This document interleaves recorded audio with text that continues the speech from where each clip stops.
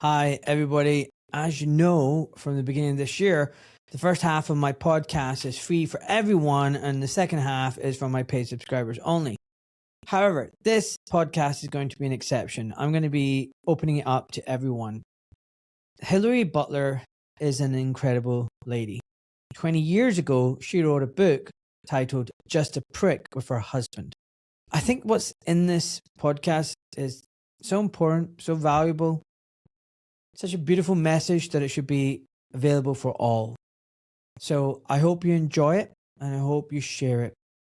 Like I said, Hilary is an incredible woman. There are so many people who have walked this path of being dissidents and questioning and challenging the vaccine narrative. And Hilary is one of them. She's been in this fight for decades, fighting as an advocate for those parents whose children have been injured by vaccines. And what she reveals in this podcast is a real eye-opener. I hope you enjoy it, folks. Please do remember to share this podcast with your friends and family, to leave a 5-star review if possible, to follow my channel. These are all ways that you can support me. And if you're so inclined, you can always become a paid subscriber. I also offer consultations. And remember, I've got a retreat at the end of June. And if you'd like to join me and amazing, like-minded individuals of the tribe and have fantastic fun over a weekend, look at my website, docmalik.com, for further details under events. Okay, folks, enjoy the podcast. Words are very important. You can either build somebody up with words or you can tear them down. So you have to be very careful of how you say what you say, particularly those in your own family. Never lie. You must not live by lies. And you have to remember that when it comes to how people see you when you're dead, people will remember how you made them feel much more than what you said. It's after this that they decided we've got to throw all the money that we have to lock down these cases so that there's no precedent, so that the next person doesn't have something to be able to stand on top of. So I thought, well, if I get involved, then maybe everywhere we can have some precedent cases which will make it easier for parents, okay? Sometimes they were shaken baby, dead, but you look at the medical files and it's blindingly obvious that things were happening, even blood tests, incredibly abnormal, and then a vaccine and bang. Merck's lawyers are here, or whatever the company is. I think you need to sit down and talk with them. Next thing we know, the parents have been offered an offer that they couldn't possibly refuse. This has happened to cases I've been on, I don't know how many times. This is one of the reasons I've stopped doing cases. So I'll just give you, this is not a specific case, okay? The sort of thing they're offered. We're going to pay off your mortgage, any adaptations to the house you need. We will pay all your medical bills. You will have all the types of vehicles you need. And we will put all your other children through college and university, whatever profession they want to do. So what happens? It's an offer you can't refuse. And all those files get locked down, secret, forever. And a lot of these people get their names changed.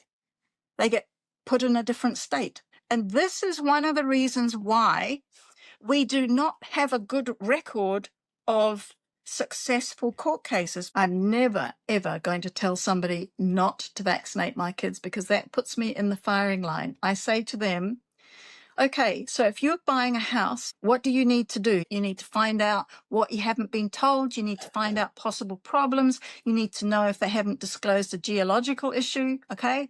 If you're going to do that with your house, you do that when you buy a car. You do that when you buy a pram. So the first thing you have to do is you have to get the vaccine insert for that vaccine, and you have to go through it. And if you don't understand a word, you Google it.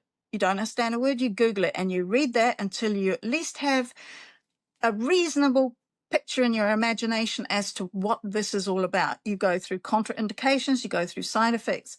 Then you need to see the timeline of what has happened with that infection over the decades, whether or not it's petered down to almost nothing, why it was like that.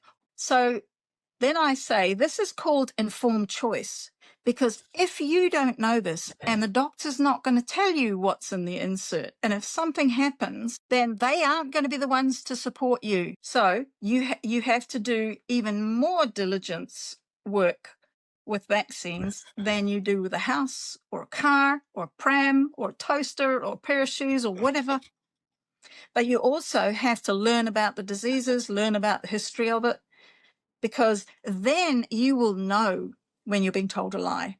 But without knowing that, you're not going to know whether they're telling you the truth or you're just going to be trusting them. That's what I tell parents. There is one other thing I tell them to do. I ask them some questions. Do you have a grandmother? Do you have a great-grandmother? Oh, you have a great-grandmother. Oh, she's 93. How many vaccines did she ever get given? Your grandmother, she's 70-something. How many vaccines did she not have that they're giving to the babies, and why is she still alive? Have a look at your family history. It's because your 94-year-old great-grandmother is not going to have had, when she was a baby, the raft of vaccines that they're giving now, and she still managed to survive.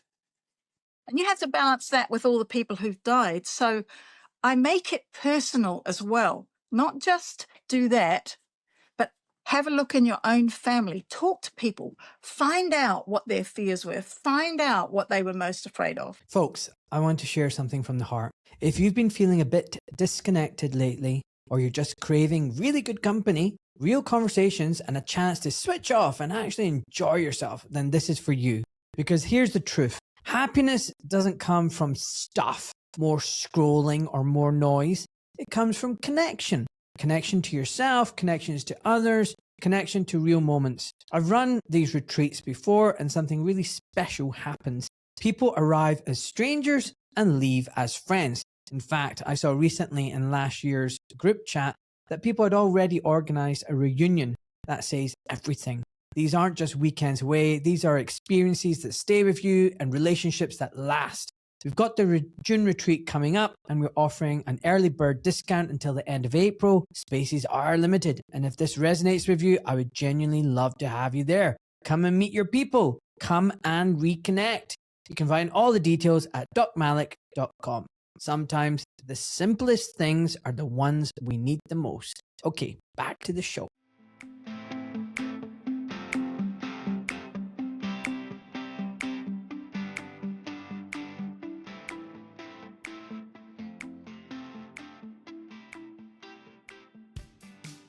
I really liked your email in response to that Substack post I wrote about the pandemic of disconnection. You wrote, "Dear Ahmed, your post on disconnection triggered a lot of memories because sometimes disconnection starts from birth, rejection from conception, and just maybe you're brought up by an au pair and then taken to another country of people who view you as a pommy bastard. And maybe you can't speak the language fluently, and maybe you get bullied. And maybe you get married and can see the vaccine issue for what it really is and start to speak out. And straight away, you're dogpiled. In 2005, the Ministry of Health defined you as a scientific terrorist. But you carry on and hear that your dirty little paw prints are all over everything. That is the story of my life. And when you look at history, that is the story of all those who think outside the square and societal movers and shakers in the world. The slackers and the morons and auto-thinkers are very connected. But what good does that actually do them? Disconnection either breaks you or makes you. And historically, the movers and shakers get to the point that they know what they know and don't give a rip what other people think, because sometimes truth has a majority of one person, while the rest are like cows, chew their cud, make milk, and just live. Except perhaps cows occasionally have more smarts than people do. And as a dairy herd tester for 2 years way back in the early adulthood, I know that to be true. So disconnection can be a very positive thing because it makes you really dig deep into what you believe and why. It grows resilience. There isn't a period in history where people with integrity have not felt disconnection. Remember Socrates? Think of the disconnection he felt before they sentenced him to death by hemlock. That was you, wasn't it? Yeah, I wrote that. What I meant by that was, we're all disconnected from our each other. We are on social media, we're on phones, we're doing everything online, we're working from home, we had lockdowns, social distancing. I walk past restaurants and, the ones with the big windows, and there's a couple and neither of them are talking to each other. They're just looking at their screens. I see children next to their parents, but they're on iPads and the parents are on the phones and no one's talking to each other. Everybody's disconnected. I feel humanity in some respect is disconnected and it makes me sad. But anyway, your email was beautiful, very touching. There's two sides to disconnection. As I said, disconnection can make you or break you. I was also brought up in a dysfunctional family, which is why I was brought up by an au pair girl. And when from an early age you hear people say things which don't match up to their actions, there's a survival instinct that goes on there. You get to know how to move through a situation without negative consequences on yourself. So when I came to New Zealand when I was 7, my English wasn't 100% fluent, and I certainly didn't know any of the colloquialisms. And so when I first went to school, yes, the pommy bastard was one thing, but even on the very first day, it was a wet day, and I went wearing my Wellingtons. You know what Wellingtons are, don't you? Yeah, wellies. But in New Zealand, wellies are gumboots. Okay. So there's all sorts of language disconnect. And it got to the point where I felt like an outsider. And I was an outsider all through school, because I was at that school for 2 years. And then I was sent to a Catholic school. I was brought up an atheist, so I was sent to a Catholic school and, of course, was an infidel. So in a sense, I was the outsider there too. And then I was sent, in Form 1, I was sent to a Presbyterian school, where people like Jane Campion, you probably don't know her. She was the director to The film The Piano, and was very much from a film background. And a lot of the people were from high-class society, and I wasn't. Yes, I was an outsider there as well. And when you're an outsider, you see things differently. And it gets to the point where you don't care what people think, because you've got nothing to lose, because people don't like you anyway. So if we fast forward to when I got married and then I got pregnant, and I've always been a reader and a writer, and I read just about everything I could get my hands on, but I did not understand the reality of the medical system or what it could do to you.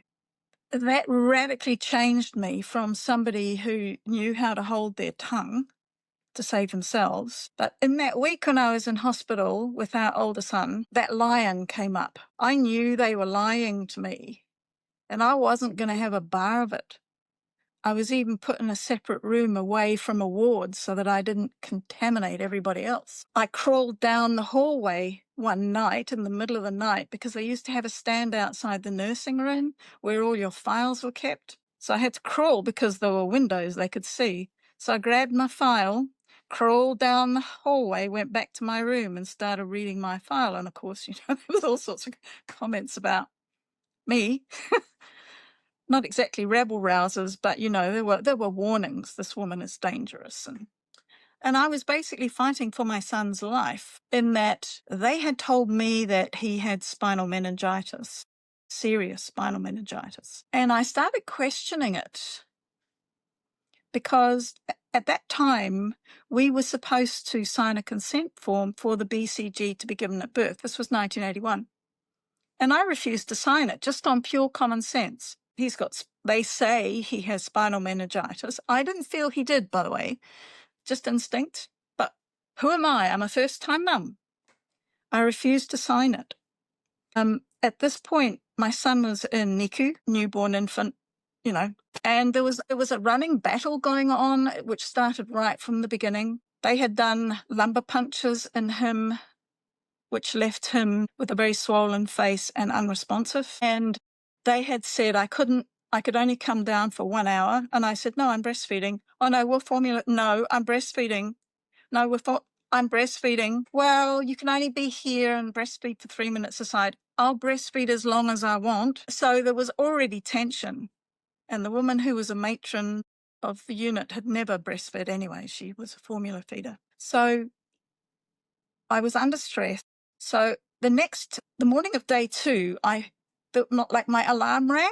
Now I fled down the stairs. Now this might be too much information to too many people, for some people, but the nurses were coming after me because all the way down the stairs I was bleeding a trail. Now I couldn't go in the lift because there was an out of order notice on the lift. So I fled down, and as I walked into the room, a nurse had Ian in her arms and somebody was about to do something. I can't remember what they were about to do, and I actually said, "What the hell are you doing?" Now Ian heard my voice. He pulled his legs up, planted his feet on that nurse's stomach, and literally popped out of her arms like a cork.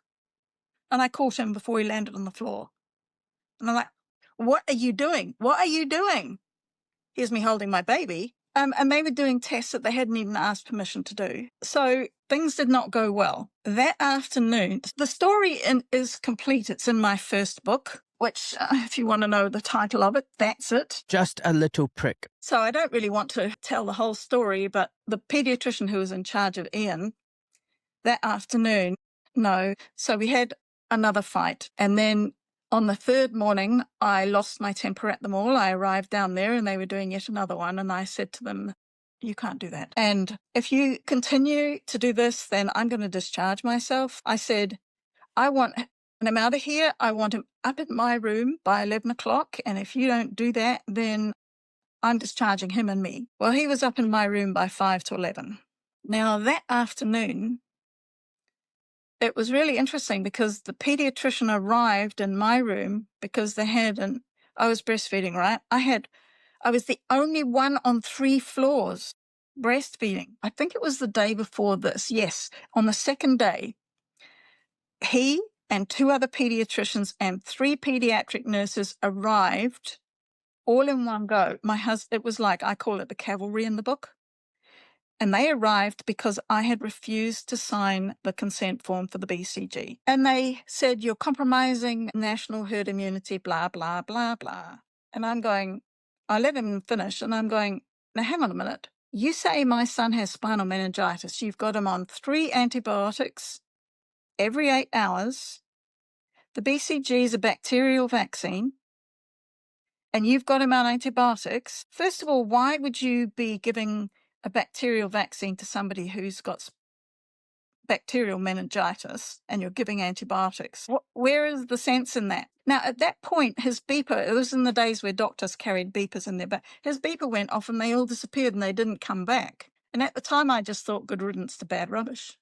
But the following day was the interesting day when he came up in the afternoon, and he didn't know how to look at me, because on the first day, he told me I couldn't breastfeed because, well, where is it? Where's your front? I did something which probably might shock you. I was so angry with him. I pulled up my T-shirt.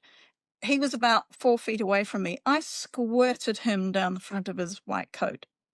And the only thing that he was concerned about was that I had squirted his white coat. And I said, "If I can get that out in one squirt, what do you think my baby's going to get out?" And it turned out I had that more than enough. So that was the first day. The second day was the consent form. The third day, he comes up in the afternoon.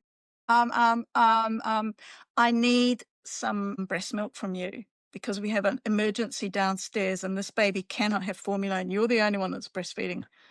And I'm going, well, how do I do that? So Ian was actually up there and he was getting restless. He says, "Well, what you do is you take Ian out, you put him on this breast, and I'll take a U-bag and I'll stick it on that one." I filled up 1.5 U-bags. This is the person who didn't have any milk and couldn't breastfeed. Now, the day after, another nurse came to me and she shut the door behind her, and she had been down there on the first day when I was in labour, and there was a meeting that if possible, because I walked into hospital with a birthing plan, okay? They decided they wanted me to have a cesarean because how dare you have a birthing plan? And she was there during that meeting. Now, I thwarted the cesarean, and that's in the story, but she came to tell me about the spinal meningitis and doing the lumbar puncture and 11 needle insertions, and how Ian had gone into shock, which is why they wouldn't call me initially. She was absolutely disgusted with the way I was being treated. And I realized that there was more going on than I knew. Okay. So I sat back and I thought, well, for however long I'm in here, I've got to survive this. So I managed to get out after a week. But then I started thinking, when I got home, why didn't they come back and tackle me about the BCG as they had done? And I thought, I wonder if he even had spinal meningitis at all. Were they lying? I didn't find the truth out about that until my older son was 15. But that started a whole track of questioning. So then I went to my doctor because I was very unhappy with the labour and delivery. And I said to him, can I borrow your book on obstetrics? They said, yeah, but you won't understand it. So I didn't say a thing. I took his book on obstetrics, which was, when you get a new hardback, you have to sort of open it carefully because it cracks and, it doesn't open right. The minute I opened this book, I knew he had not read it. And even worse, you know how they have edges that are cut? Some of those pages still had rollovers. They hadn't used the slicer close enough. So I had to get a knife and actually undo several of them. So I went through this book and I understood everything because I looked up the words. And I went back to him with this book and a list of 12 questions. And I said, 1, 2, 3, 4, what are your answers? And he gave me the answers, which was exactly what happened to me. And I said, now, see, I have marked these pages with 1 to 12. Now I'll read you the answers in your textbook, which were completely different. And he went red-faced, and I said, so why were your answers different for your textbooks? And you know what he said to me? Well, when you're on your obstetric rotation, you are so busy, you don't read your textbook, you listen to what the experts tell you and you get on with it and you do it. And I said, well, did the experts read their textbooks? Because if this is what your textbook says, then what kind of medicine are you practicing? And I realized that if he didn't know anything about obstetrics, then there might be some other areas. And then we get to the vaccines and he starts pressurizing me and I go, okay, give me some stuff on vaccination, will you? And I get 2 sheets of paper, which is basically what they're going to give, which in those days was DPT. It was wholesale DPT, oral polio, and that was it until your measles, right? And that was later. But it was nothing, burger, when to have them. And I said, well, what about side effects? And he says, well, I've never seen any. And I said, how long have you been in practice? He said, 1 year. How many kids have you got in your practice? Well, not very many. So, okay. So I said, no, I'm not prepared to do it yet. I also had a screaming baby for 16 weeks. And it later turned out that they had tried a new epidural on me, which was taken off the market not long after because it made babies scream, because this particular epidural, the babies needed a certain liver enzyme, which doesn't come in until 16 weeks.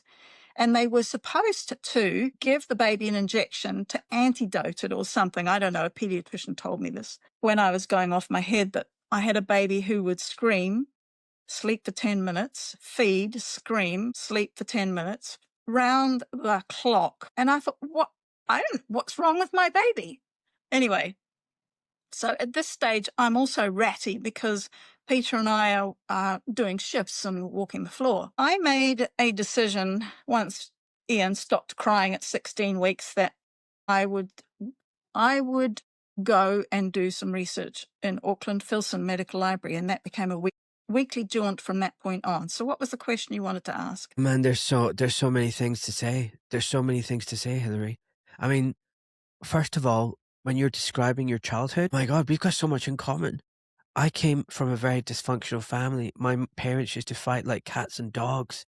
It was very painful. There's a lot of domestic violence and abuse going on at home, both to each other. They're just as bad as each other. They would use the children as pawns. It was tough. And we were an immigrant family, very poor, working class. We moved around school a lot. These were all Christian schools normally at that time. And here I am, Ahmed Malik, a Muslim. I always felt different, always felt disconnected, didn't look like the local people, didn't know the hymns and the prayers, and because we do all that kind of stuff at assembly, and you just kept moving school, and eventually I went to high school in a very affluent area, and I felt even more disconnected because we're working class, and I'm brown, I'm Muslim, I'm a Pakistani immigrant, and blah blah blah. I just felt very disconnected, and then same with university. Everybody else at med school, their parents are high flying doctors, accountants, lawyers. They're all very middle class, and I'm not.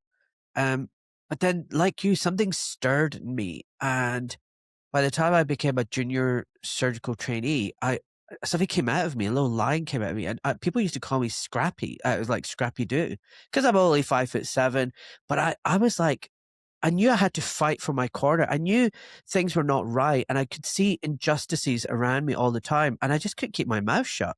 I became a bit of a troublemaker. So from someone who is very quiet and mute, I remember when I was 5, when my dad had some friends over, and as kids we used to take trays of tea and biscuits. I remember as I was leaving the room, my dad's friends were saying, "Oh, your son's like a mouse.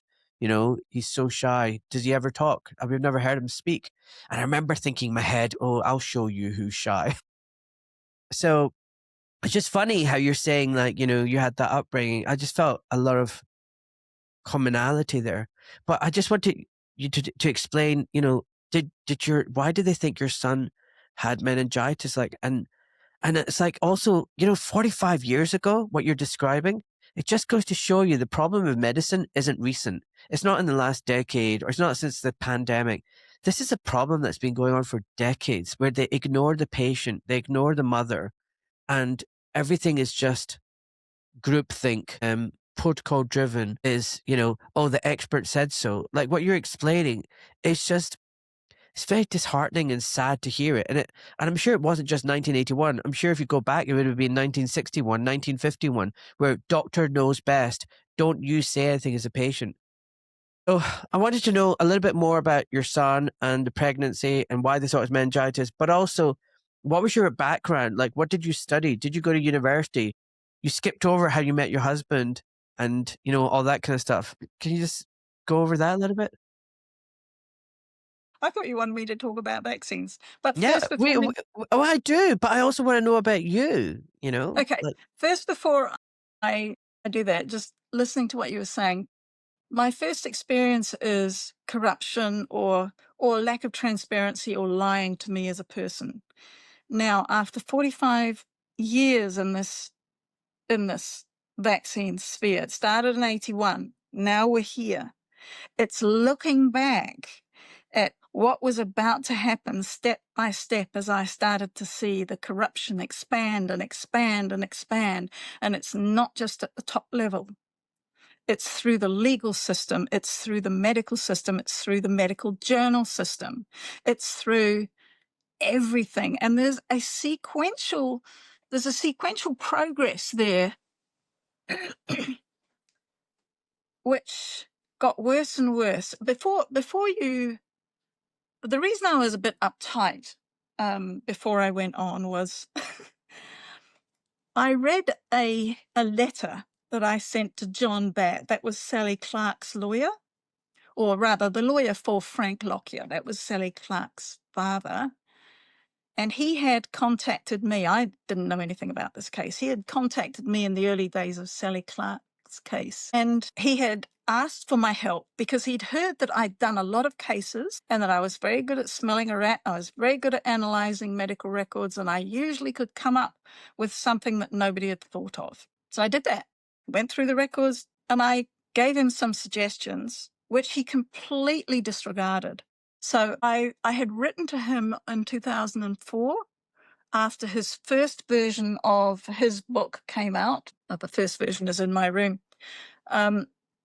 Because I was really furious with him, because it turned out at the end that I was the one that was correct. But why did he ignore me? I never went to university. I don't have a degree. The only thing I have is one letter in the New Zealand Medical Journal discussing something that I got really angry at. And that's just a letter, you know. And I was restricted to 200 words, and the health department got 1,200 words to reply to me. That's how it goes. So, no, after 7th form, I went to a secretarial college. This was actually, I know it sounds terrible, but I was actually slapping my mother in the face because she wanted me to go to university and she had decided what I was going to study. And at this point was the first time in my life I decided I was going to put down my foot and not do what she said I was going to do. It was rebellion, and I realized that. And of course, from her point of view, it was I thought she's going to do shorthand and typing, you know, what a waste of her brain. Well, actually, it's turned out those two things were the best thing in my life. I mean, I'm now a very fast touch typist.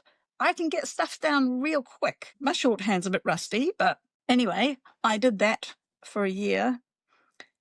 And then I got Epstein-Barr for the second time while I was working at the police department as a typist. And that was when I was feeling something's got to give.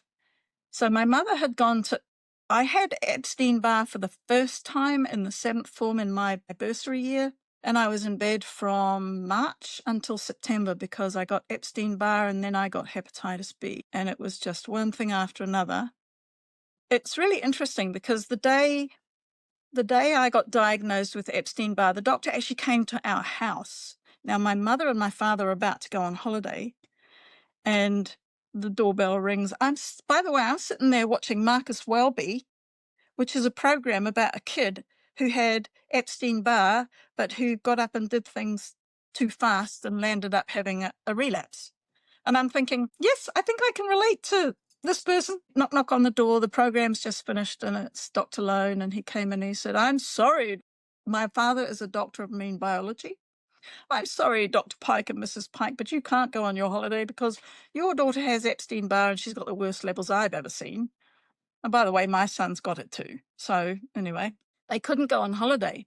What my mother did, instead of them going on the holiday in the South Island, she booked a flight straight away to go to England for 6 months. So Dad had to take sabbatical leave at the university so that he could stay at home and look after me. And in many ways, that was a relief because I got on well with Dad. With Mum, no. So at least that's one problem out the way. But I said to Dad, I don't really want to be here when Mum comes home. And so he rang a friend of his up halfway up the North Island, just to the right of Mount Taranaki, which used to be called Mount Egmont. And so I went and stayed on a dairy farm to recuperate. When I first got there, I couldn't even jump over a gate or do anything. I was just wiped. But during that time, the dairy herd testers used to come around. And so that was once a month. And so I would help them and I got to know what the job was. And I thought, don't know that I want this job. So I go home at the end of that year and my mother has decided she's actually planned out my university course based on my results, which was correspondence school results. I'd only done 3 weeks' work in the whole year. All I did was read my textbooks, sit the exams, and I passed reasonably. Not well, but reasonably enough for 3 weeks' work and just knowing the textbooks. So I did that. But then when I got glandular fever the second time, I thought, I don't know what I'm going to do. Then, during that time, the minute I got glandular fever, my mother went back to England again. Now, we had absolutely no idea what was going on, except that she arrived home a week earlier than she was supposed to come home. She walked straight in and she put a big envelope on my father's lap and says, "You can divorce me now for adultery, and here's all the evidence that you need to do it." So she had reconnected with a prior boyfriend who in the Second World War had gone missing for 2 years. So she'd married Dad. She'd gone back to England. She'd found him. She'd reconnected, and that family broke up. My family broke up. So anyway, when she did that, I thought, I'm out of here. I packed my bags one day when Mum was asleep. I packed my bags and I said to Dad, I'm going. He said, "Where are you going?" I said, "I'm not telling you. If I tell you, then Mum will get it out of you and then I don't know what's going to happen." So I caught a bus south and then got off at the next town, and then I caught a bus straight back up to the place where I'd stayed before, where the dairy herd testers were. And then I rang livestock improvement in New Plymouth, went and did 2 weeks training for that. And the beauty of that job was it meant that my boss did not know where I was. I had to work 25 days straight and I had the rest of the month off.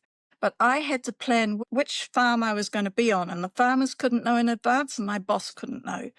So there could be no possibility of him letting a farmer know that I was going to be there and the farmer putting him into a really good paddock so that the milk levels were super high and really good, okay?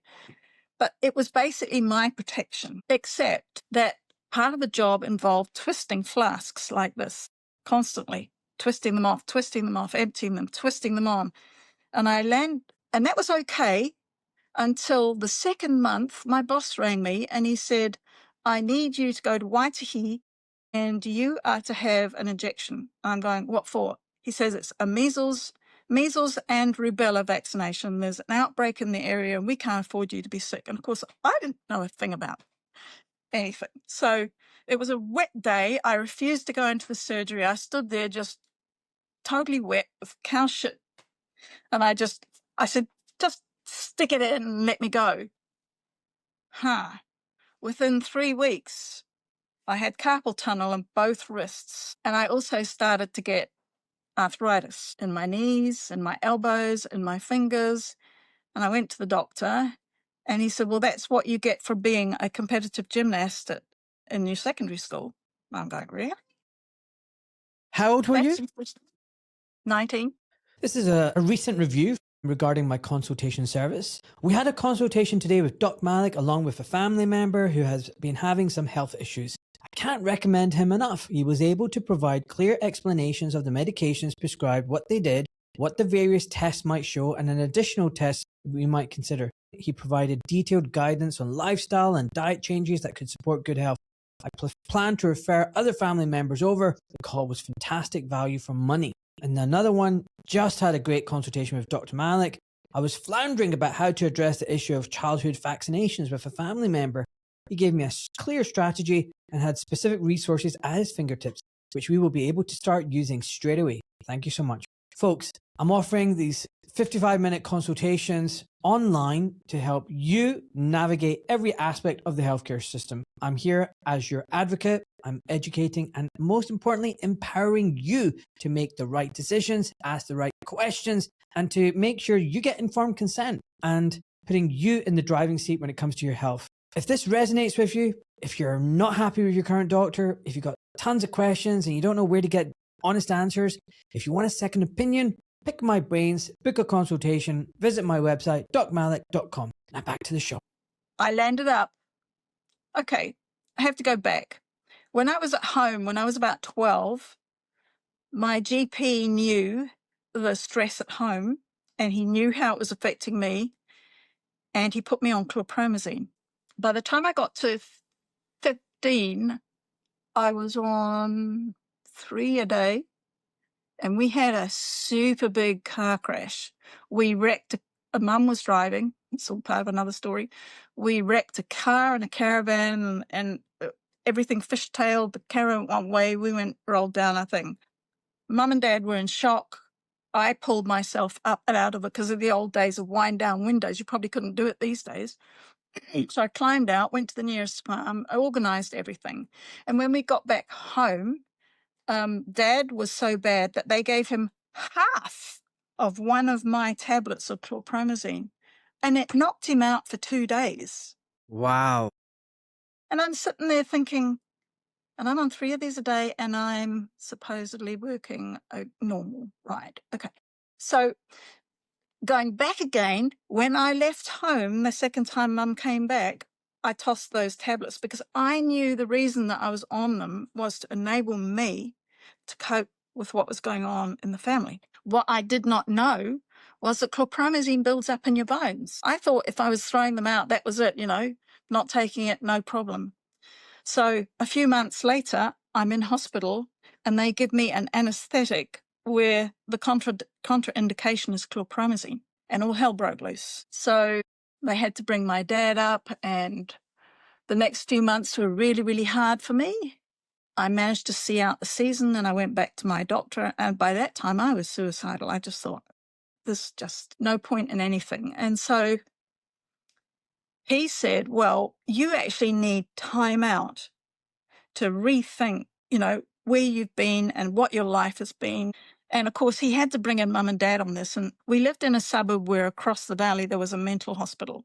And that's where mum wanted me to go. And Alistair said to me, no way are you going into that one. Your mother could control 1,000 sharks from 5,000 miles. If I could send you to Antarctica, that's where you'd go.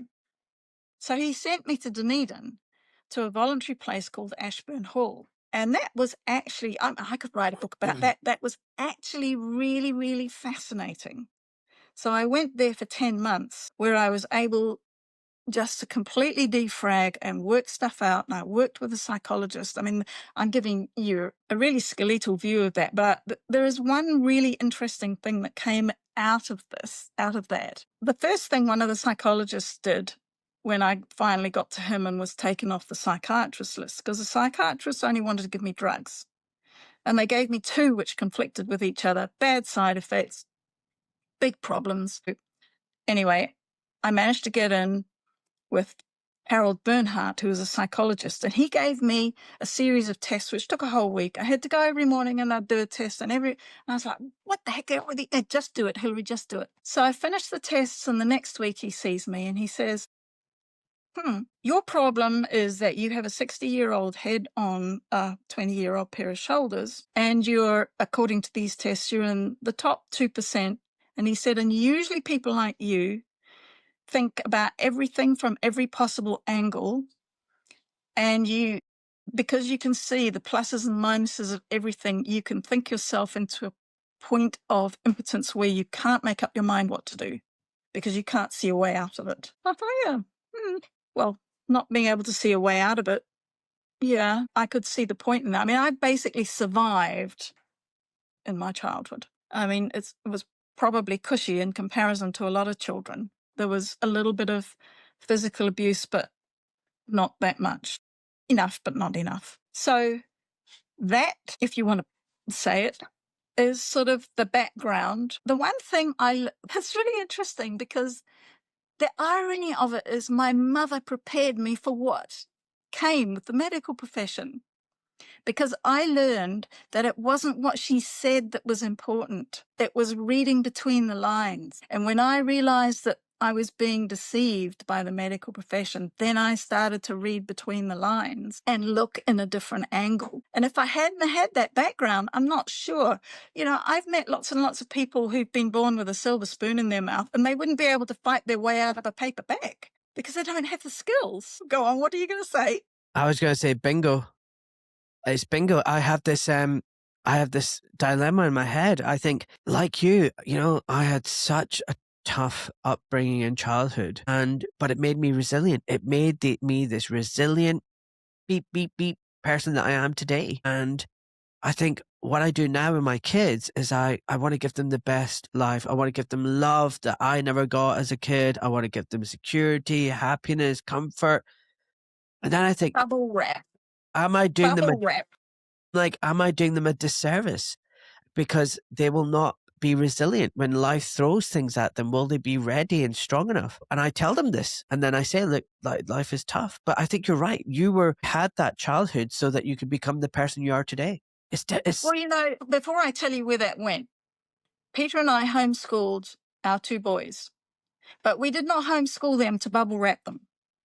We homeschooled them because the syllabus had become not as woke as it is today, but there were things in the syllabus. My husband he started teaching in 1952. He was a teacher, then a principal, and a principal teacher. And so he could see where everything was going. Suzanne, he needs to go out, I think. It's just Kai saying, I need to go somewhere. So he was a teacher, principal, and there were so many changes in social engineering in the syllabus. He didn't want that. He wanted... Way back in 1980, he could see it. Yes. Wow. This is where the syllabus started to change. When I had Ian and David, we were living in Waipipi. He was a principal teacher at a primary school, and they changed the syllabus. And he called all the parents together and he said, "Look, this is the syllabus. what I want to teach your kids is to read, to write, to express themselves in writing verbally, to know how to think, to know how to find what they need to know when they need to know it. He was also almost doing individual syllabuses for some children. There was one boy who was a little bit strange. He liked to make lots of things with matches, but to get him into schoolwork was really difficult. So he had a completely unique syllabus where anything he wanted to make out of matches, he had a thematic unit. So all his English, his maths, his history, his geography, his science was around that thing that he wanted to make. So he was able to drag the education into the matches, if you know what I mean. So the parents said, yeah, we want you to keep doing, we don't want this stuff. There was even a point where they brought Ouija boards and that kind of stuff into the syllabus. It's like, what? What? So, yes. So he carried on the way he was going. 2 years later, the inspectors came to him and said, Mr. Butler, we have a problem with some of your kids. The high schoolers complaining that they're behavioural problems. So he called the kids and the parents into a conference and said, well, what's the deal? This is what they're saying. And the kids were saying, well, when we got to high school, we were already 2 years ahead of what they were doing. So we were redoing other stuff and we were bored. So Peter was given an ultimatum. He either instituted the syllabus, which was dumbed down, obviously.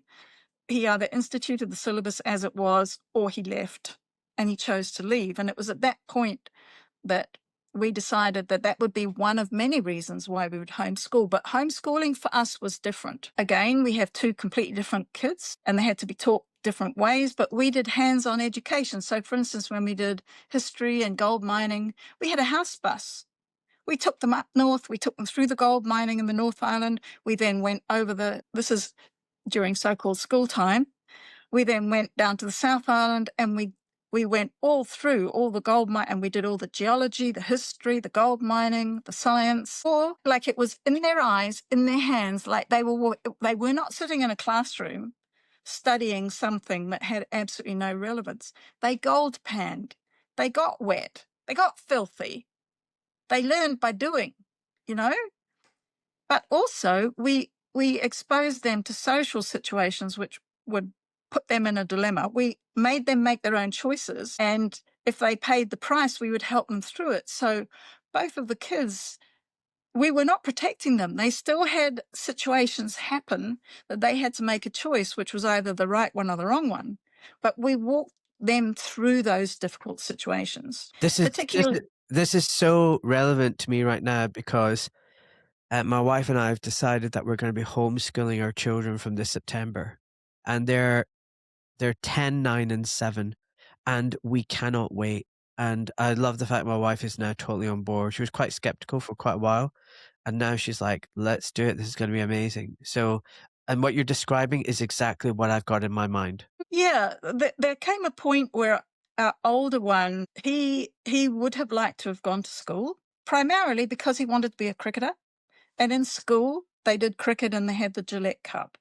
But because he wasn't at school, that wasn't available to him. So I said, no way. So what we did was we organised a different pathway through him, and he played with adult teams as a 13-year-old, which made him grow up real quick. And he ended up getting into the Black Caps, which was a really interesting situation because he got into the Black Caps, he would have been 19, but from the age of 16, he was already in rep teams, but he'd finished his official home education. And outside of cricket, he was a total pain in the backside.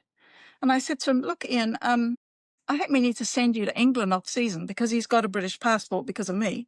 Mum, there won't be any, there will be nothing. I went and looked and I managed to get him a placement in Penrith in the Lake District. So he had a first season there, and then the second season he had a placement in Purley, and he went there twice. And the second time he was in Purley, he had a game where the English Cricket Board saw him at his best, saw him knock around because he was a fast bowler and he could bat. And they were like, we think we'd quite like you on our side. But when it came to New Zealand cricket, the rules were if you don't have your vaccines, you can't come into the team. So Ian said, well, that's all right, because British Cricket have offered me the possibility of a contract and no vaccines needed. So New Zealand had to decide whether they wanted to face him or have him on their side. So he was probably the first player ever in New Zealand cricket to go in unvaccinated. Wow, like this vaccine thing, now I understand why it's been such a big thing from you. It's just impacted you in so many ways, hasn't it?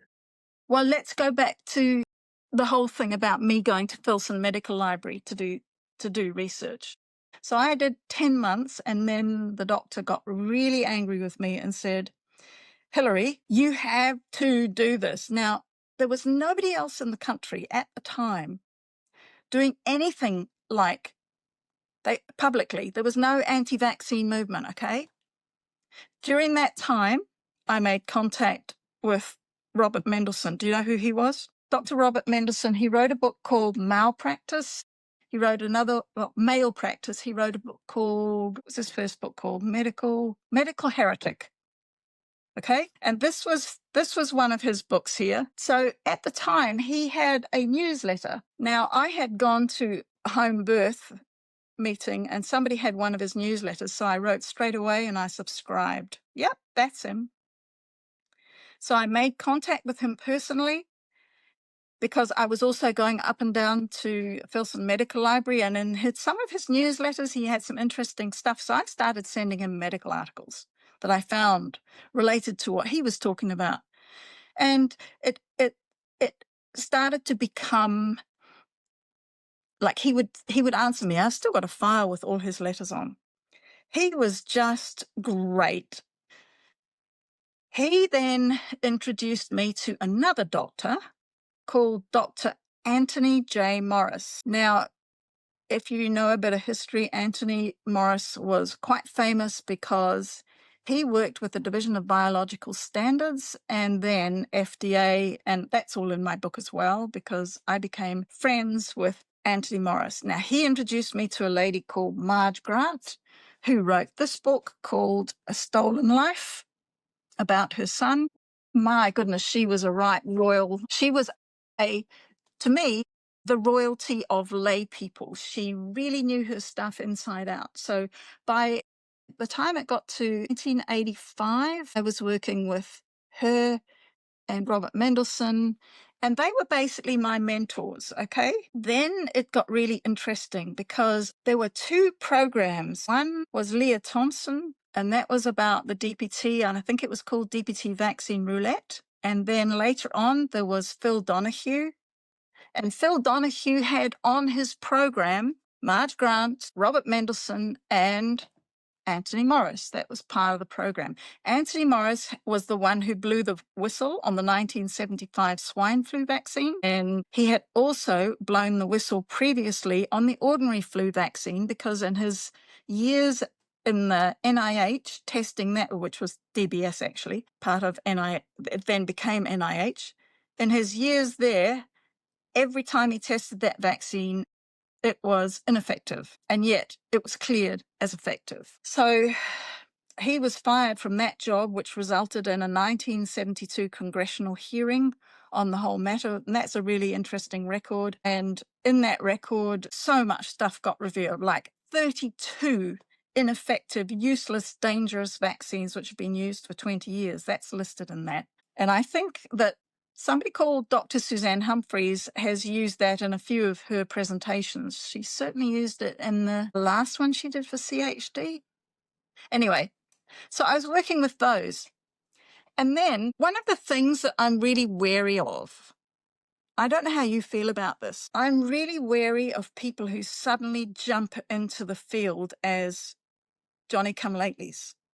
Now, okay, you could say you're a Johnny-come-lately, but you come at from a different perspective. I'm thinking more of lay people, because I suppose you could say in 85, I'm a Johnny-come-lately because I've only been doing it for 4 years. But Tony Morris sent me a Senate hearing, which was going to be the run-up to the 1986 Act. So what had happened was somebody had seen the Vaccine Roulette documentary, but inveigled their way into the Phil Donahue documentary with Robert Mendelsohn and Anthony Morris. Well, I called him Tony Morris because we were working together at that point. And that resulted in the formation of an organization which then was called Deputy Parents Together or something. It is now NDIC. But that caused a huge schism in the health movement because somebody who did not have long-term background came in to a situation, started working with the vaccine manufacturers in order to bring in an act supposedly to compensate children, okay? Except for one thing, everybody who knew anything was opposed to it. So if you go to the Senate record, there is huge opposition. Tony Morris was against it. Robert Mendelsohn was against it. I was against it because I could see that if that act, I could see this, if that act passed and manufacturers got indemnity, then the whole vaccine industry would absolutely explode because, and what happens in America happens here. And I even wrote to all of the people to that effect, that this is incredibly dangerous. If you do this, this is what's going to happen. Oh, Hilary, you don't know anything. You're not even, you know.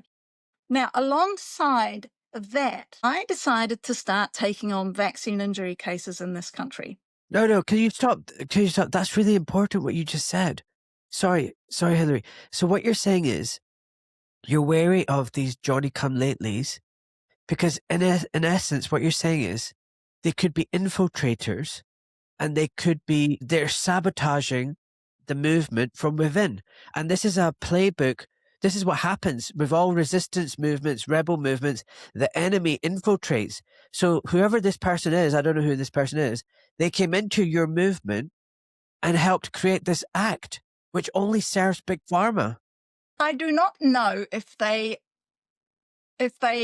don't know if it was, a deliberate thing. I cannot say with certainty that they were a bad actor specifically planted, okay? Because this person was working with somebody else who was a lawyer. Jeff Swartz was his name. And the reason that rang a bell in my head was because his law firm actually wrote the Indemnity Act for the 1975 swine flu vaccine in America, okay? And now he's with this one and he's working on the 1986. Now, I mean, you could say, well, Hilary, you're reacting from your instinct here. Yeah, I am reacting from my instinct. And I just felt that there was something wrong because what happened, the thing that really upset me was NDIC was portrayed in the media as being the guardian angel of good parenting, loving children, and the rest of us were separated off as the Fruit Loops, the hippies, the people who didn't know anything. But you couldn't say that, excuse me, you couldn't say that about Robert Mendelsohn. He'd been lecturing for years. You couldn't say that about Tony Morris. And they were my mentors, and they were implacably against the bill. And Robert Mendelsohn wrote to me and he said that he was going to have no part, nothing to do with anybody who sided with the manufacturers to the detriment of children. I have that letter on file. So there was this huge schism in the health movement. And that bill, despite everybody else being against it, that bill got through. Now, it's really interesting because Reagan didn't want to sign that bill at all. But NDIC put such pressure on him. They set up protests with mothers and babies and what have you, to the point where they actually say in one of their spring newsletters, which I have a copy of, that they take the credit for him signing that act. And that sort of, I just felt really, really depressed at that point. Now, okay, so that act happened. And then Robert Mendelsohn and I were talking about, what's the organization called again? The National NVIC, National Vaccine Information Center, I think. That's So yeah, I mean the person is Barbara Loie Fisher. Now, I think that her initial intentions were real, but certain things happened which made me question that. And one of them was, it was Marge Grant that I was working with. And on the Phil Donahue show, it was her name and her address that all the mail was supposed to go to. But Barbara rang the producer in the middle of the show, and instead of Marge's address coming up. Barbara's address came up. And what that meant was thousands of letters, instead of going to Marge, went to Barbara. And as a result, with Harris Coulter, she wrote a book called DPT, A Shot in the Dark. And without those 4,000 letters and those people, she could not have set up that organization. So, and Mendelsohn had quite a bit to say about that too. He was not very happy about that.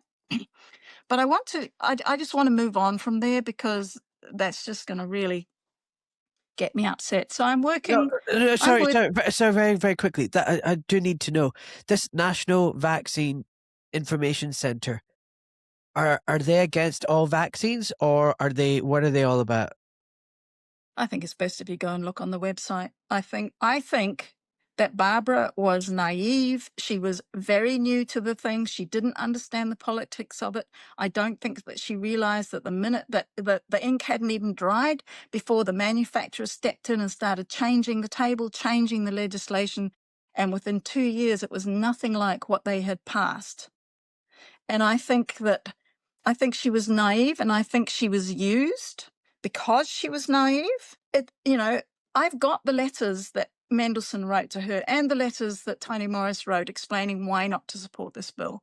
But you see, she had a vaccine into child, and so did Jeff Swartz. And I think that they honestly thought that this was a good idea, but they did not know enough. But this is often what happens when people don't know enough. They don't know what they don't know, and they can't foresee where that might go. So basically, just looking at their website very quickly, they seem to try and give information and informed consent, but they're not saying anywhere vaccines aren't really safe or dangerous. I've been criticized by a doctor recently who emailed me and said, you need a more balanced, nuanced approach. You're very black and white. You're against all vaccines, and it's not that simple.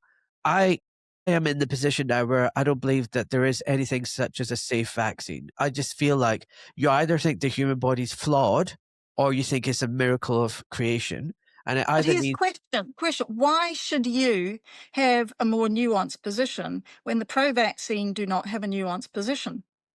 I mean, why should you spend all of your time repeating everything they say, which everybody's already heard, and waste that time instead of turning the coin over and saying, well, you've already heard that side. Now here, let me show you this one. Bingo.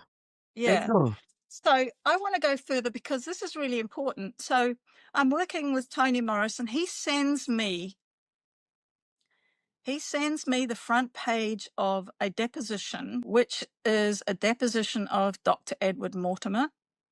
He was the big shebang in those days, where he points out, and it says here, several years ago, this is 1987, I think this is 87. Several years ago, because of the increasing amount of litigation over DPT, members of the so-called Red Book Committee of the American Academy of Pediatrics agreed in a sense that we would sort of divide up the cases to try to help the manufacturers in those lawsuits. And therefore, I and a number of my colleagues agreed to serve as expert witnesses. All right. So all the so-called vaccine experts arraigned themselves with the state against anybody who had a vaccine injury. You try and then find an expert who's going to go up against them. So most of the cases were lost. Now, at this stage, I was in the middle of 3 cases in New Zealand. So I managed to get Tony Morris to do a fantastic analysis. I did the initial analysis, the medical, I sent everything to him, and he did this amazing report for a New Zealand lawyer, because there was going to be a coroner's hearing in the court. His evidence was thrown out because he had no standing in New Zealand. Even though his evidence was scientific, he was an American expert, but no standing in this country. There goes, and I'm thinking, interesting. So I'm talking to Tony, and he says, this is very, very, very common. You can even get thrown out in America. And then there was what I thought was a breakthrough. In 1988, there was Robert Mendelsohn sends me this. There was a case, Michelle Graham was the plaintiff versus Wyeth Laboratories. So this is 2nd of February 1988, and Wyeth had asked for a protection order to lock down all files, all documents as trade secrets, confidential forever, okay? Now, this is normal. This is normal, and you'll see why this is so important. This judge said, heck no. In fact, I'm going to set up a library in Wichita where not only all the documents of this case can be set up, but any other case that comes along, we'll add to it, and we're going to make this fantastic library of all of the problems with the DPT wholesale vaccine that anybody can use in future cases. Can you imagine that? Think about that. Of course, you know what happened, don't you? Oh, well, we can't have that. We're going to have to get the acellular one done real quick, which they couldn't do at that stage. But by 1992, the acellular vaccine was in the American schedule for the 4th and the 5th injection. And by 1997, it had taken over. There was no more wholesale. So the library was redundant. This was a deliberate move. Now, why this is important. You cannot have this. So here am I'm doing cases all over the world. Did 3 in Australia. I'm doing some in America. I've done 1 in Greenland, 1 in Iceland. I helped with, as you know, the Sally Clark case. And anyway, all over the place. And not long after this, things start to go different. I do a case. It looks like it's all sorted. It's going to court. And this is where the corruption of the judges comes in. Because I reckon the pharmaceutical industry got to the judges. Because the judges started saying, when it was blindingly obvious that it was going to be a win for the vaccine injured, could you 2 lawyers come up here? I want to see you in my chambers. He goes into his chambers. Merck's lawyers are here, or whatever the company is. I think you need to sit down and talk with them. Next thing we know, the parents have been offered an offer that they couldn't possibly refuse. This has happened to cases I've been on, I don't know how many times. This is one of the reasons I've stopped doing cases. So I'll just give you, this is not a specific case, okay? The sort of thing they're offered. We're going to pay off your mortgage, any adaptations to the house you need. We will pay all your medical bills. You will have all the types of vehicles you need. And we will put all your other children through college and university, whatever profession they want to do. So what happens? It's an offer you can't refuse. And all those files get locked down, secret, forever. And a lot of these people get their names changed. They get put in a different state. And this is one of the reasons why we do not have a good record of successful court cases, because after that one in 1988, where they set up a library, they decided we can't have that. So it was actually not that long ago. There's a Facebook forum for Gardasil. I can't remember how long it was. I was thrown off the forum anyway. So what happened was these parents said, we want to fight this case, and can we have ideas and help? And I said, well, what are you going to do? If you win, are you going to stick it through? Are you going to allow that case to be used as a precedent? Blah, blah. Yes, yes, yes, yes. So time rolls on. Everything goes on. Next thing, they come on. Oh, we've been offered a deal we can't refuse. I have to leave the forum. We'll have our names changed. Everything's going to be locked up. I just blew up. I absolutely went smack, smack, smack, smack, smack, verbally, and the moderator threw me off the board for being nasty. Wow. Had it. Absolutely had it. Listen, slow down a bit. I need you to talk me through this. So you've connected with all these amazing trailblazing doctors and people who are questioning vaccines, and like Robert Mendelsohn and whatnot. You're now working, helping pro bono for nothing, going through medical records and notes, and helping parents fight the big pharma where their children have been vaccine injured. Can I ask you something about those cases? What is it that you found that was helped turn it around so that it was going to be favorable for the parents? What was the arguments that you found that you were using against Big Pharma that were leading to the so-called success of your cases? Well, Well, here's the interesting thing. One case I was involved in involved the MMR vaccine, okay? I went through the files. This was actually a really straightforward case. So we'll talk about this one first. I went through the files. Like, I go through it with a tooth comb, okay? And I put all the blood results onto a clear sheet with all the same dates, and so that I can put everything over on top of each other to see if there's a pattern. But I saw this test result and I thought, what? That mumps titer is way, way, way, way, way too high. Neither the doctors for the child or the doctors for the other side had seen that page. That page was all the case needed to be won. But the funny thing was, they came to me a week before the case was going to go to court. The parents just decided, yeah, we've heard about you. Can you just quickly check this? So I'm quickly checking this, but the problem is, by the time I found it and got it to them, they were in day 2 of the court hearing. Both experts had already said what they were going to say, and I have to get the lawyer on the phone, and I said, you've missed this page out. How are you going to explain? And they managed to weasel it in. They managed to get the experts back up and put it in front of them. But they had to then change the decision of both of the groups. So that's straightforward. So what was the relevance of that titer? Explain that to me. Like I'm an Because idiot.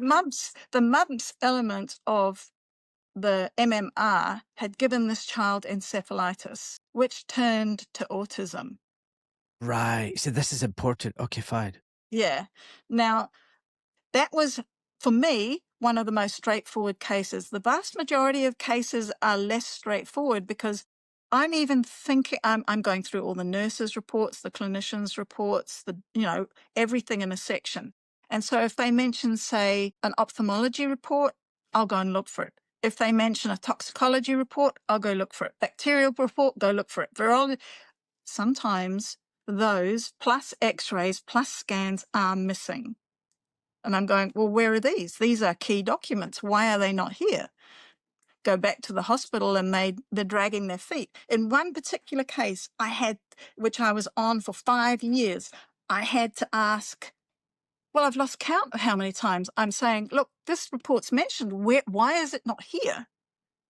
And getting this information out of the hospitals is like pulling teeth. They deliberately withhold key information. I'll give you another example. One case I was involved in New Zealand, I knew there was 3 pages that had to be there.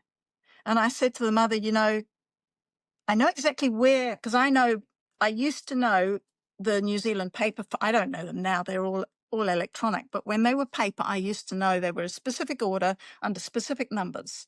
And I said to the mother, there's these 3 pages missing. And she said, but the lawyer says, the hospital says they've given us everything. And I said, well, they haven't given you everything. And I said, you're not going to win this case without those 3 bits of paper.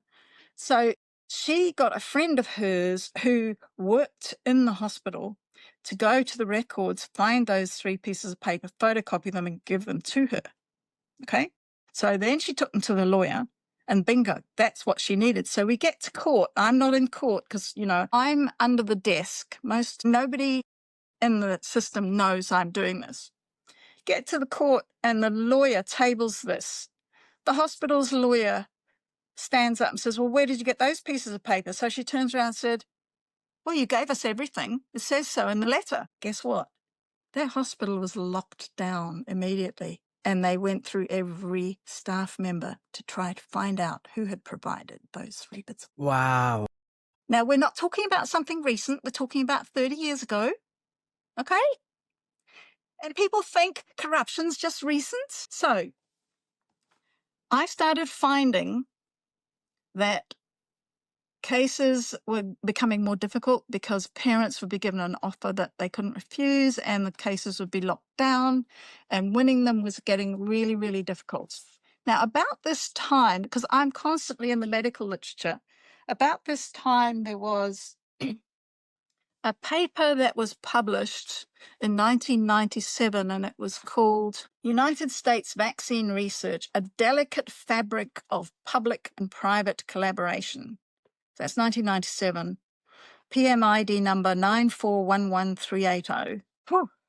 And this article, the delicate fabric of America's cooperative and collaborative vaccine research relationships must be sustained and strengthened. So they talk about the major partner, and then there's no authors on this one. And then one of the guys who is actually on that same committee, who's a guy called Edgar K. Marcuse, wrote a letter to the editor talking about that the contribution of Centers for Disease Control and Department of Defense were not fairly represented. And he goes to say, to be successful, future public mandates to pursue new vaccines must be directed broadly, because only a pluralistic approach that fully utilizes the complementary capabilities of government, industry, and academia can fully exploit the potential of modern science and technology to prevent and treat diseases through vaccination. So I'm sitting here reading this, and then I happen to go on to the World Health Organization website, and on that, I see this. Managing Opportunity and Change, a vision of vaccination for the 21st century. When was that written? 1997, same time as this. World Health Organization. This is the playbook for today. And on top of this comes Garvey, comes Bill Gates, comes DARPA. Now, I already knew about Department of Defense because Tony Morris made his debut in Walter Reed Hospital. You know, he was involved in the military. So I already knew that they've always been involved. And there's even more that I could tell you, which is pretty nasty stuff. But reading this, oh my goodness, when I read this, I wrote to World Health Organization and ordered another 10 copies and distributed them to various people. Now, there is a black and white, fuzzy, printed, not very nice document, which doesn't look nearly as impressive as this, on the World Health Organization website, if you know where to find it.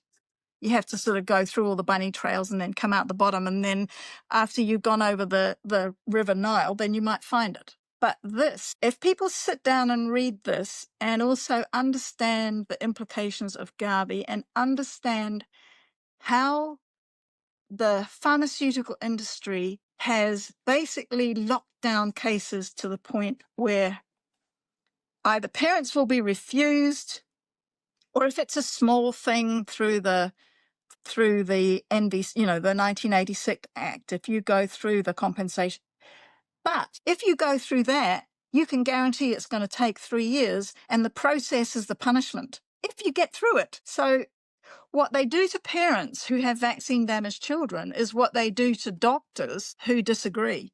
You know how some doctors are just hauled through medical processes after medical processes just to wear you down and run you out of money. So by 1997, I'm pretty jaundiced about the whole thing.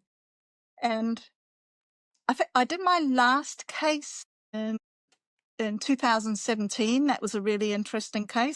It was a really haunting case, actually. The mother was a vegan. The girl was breastfed in daycare, and then things turned turtle.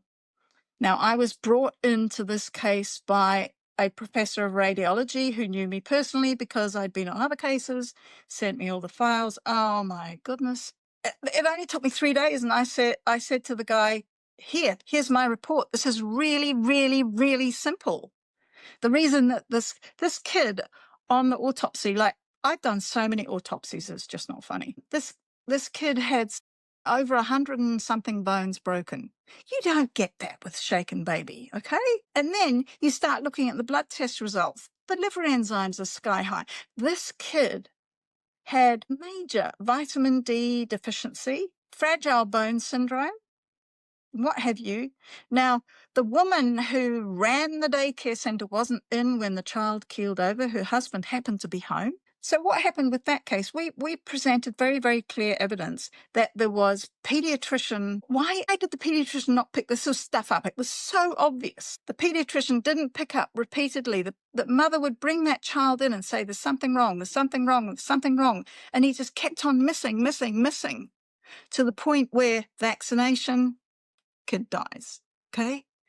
So what happened was we had a really, really good case. Folks, this is the last interruption for the podcast. Just a reminder that I have an affiliates page. If you visit my website, docmalik.com, and go to affiliates, you'll see all the products that myself and my family use and that are linked to this podcast. They don't sponsor the show, but any sales purchased by you will help support this show.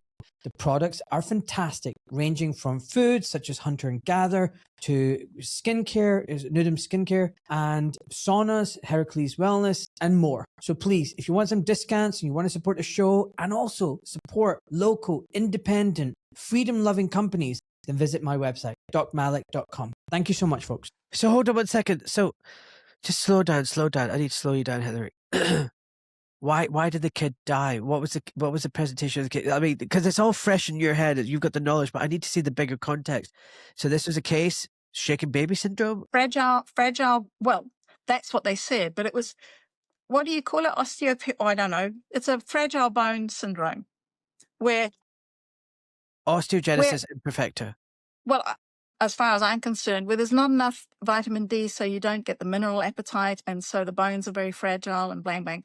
Because the fractures were all out. Just about the only place that wasn't broken was the eardrum. But anyway, so this was nothing to do with vaccination. This is about the vaccine triggered it. So what happened was, after the second lot of you've got a growth chart, right? One of the biggest signs that you've got vaccine involvement is after a vaccine shot, the weight goes like this for weeks, right? That's exactly what happened with this kid. Flatlined for weeks, another shot, bang. So we already know that the previous shot was causing trouble, but the last shot is the trigger that fired the bullet. So we have a good case. It goes to court and it's got a hung jury. So it goes to retrial, and all the experts who supported that position were removed from the second trial. And the husband of the woman who owned that daycare is now in prison for life. And in that state, it is for life, for a case where the doctor missed it. So this is what I mean about total corruption within the system. So hold on, what was that? The husband in the daycare center? What's that got to do with anything? Explain to me. Well, the husband wasn't normally in the daycare center. His wife had to go out, so he stepped in to be in her place. And because he was there when the child died, he was the one who was charged. God, so this is a miscarriage of justice. He went to jail for nothing. Okay, listen, I'm going to stop now and go for a wee. Hello, you okay? You're doing great. This is fascinating. Can you carry on for another 50 minutes? Yeah. Is that okay? I can carry on. Okay, right. So let's get back. I think you've got so much knowledge. I think if you don't mind, we're going to have to do another podcast because it's just too much to cover in one go. But I mean that. I think you're now getting into your full flow. But what I often find is with guests who've got a lot of things to say and a lot, sometimes we miss the bigger story and the bigger pictures because it's almost like you expect us to all know and we don't. And I'm this Johnny latecomer, like you said. And, I love this because you're giving the background history of the movement and the battle that's been going on. And this is not a battle since COVID. This is a battle that's been stretching out decades. And I'm sure, you know what? I've looked at the pictures, black and white pictures from the 1800s. There's been vaccine movements even then. This has been a battle that's been going on for over a century. And so giving a nod to these great figures that you're talking about, and you are one of them, I think is amazing. And I think humanity needs to hear this and we need to put it on the record. But listen, these cases, so you're doing pro bono work. What I wanted to know was what kind of cases are going to court? What's happened to these children? Are there deaths? Is it encephalitis? Or is it autism? Just give me a brief overview, and then briefly just say, how did you win these cases? Like what was the evidence that you were using to say, was it causation? Was it temporal causation? What was it?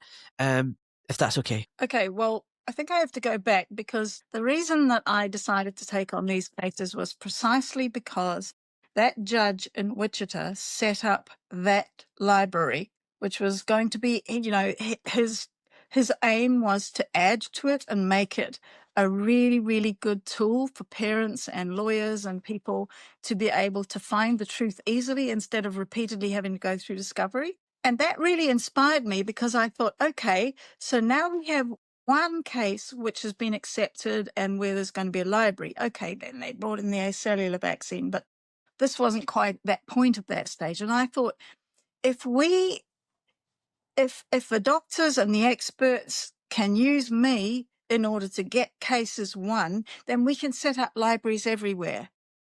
At that stage, I was too stupid and too naive to realize that Big Pharma was not going to allow for that, not in America and not anywhere else. So a lot of the cases were lost. A lot of the cases, the judge would say to the lawyers, come here, and then it would be locked down. Just like what I've asked Wichita judge to do. But you see what happened, they failed with the Wichita case because they didn't offer a sweetener to the parents of any size. It's after this that they decided we've got to throw all the money that we have to lock down these cases so that there's no precedent, so that the next person doesn't have something to be able to stand on top of. So I thought, well, if I get involved, then maybe everywhere we can have some precedent cases which will make it easier for parents, okay? Sometimes they were shaken baby, dead, but you look at the medical files and it's blindingly obvious that things were happening, even blood tests, incredibly abnormal, and then a vaccine and bang. Something else that was interesting to me, in the early days with my children, they were using the wholesale DPT vaccine, and SIDS was a big thing in this country. So I started looking at the SIDS research. This is something that Erin Siri talks about now, but back then, all of the research done in this country showed something really, really interesting. That SIDS hardly ever happened in breastfed babies. It usually happened in formula-fed babies.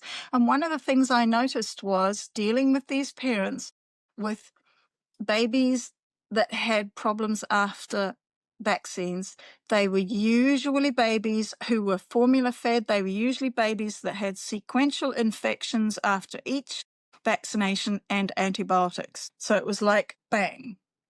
Breastfed babies, I very, very rarely saw a serious reaction. I can count the number on one hand, but often with the babies who had a reaction, there would be two things. They would be formula fed from the start. The mother's nutrition wasn't good. Chances are she was vitamin D deficient herself. So there were other factors that I noted that were very prevalent in the babies that were having vaccine reactions. But that aside, you can see that there's rolling pictures in that. So yes, you could have, particularly in the days when we had wholesale vaccine, there was a lot of encephalitic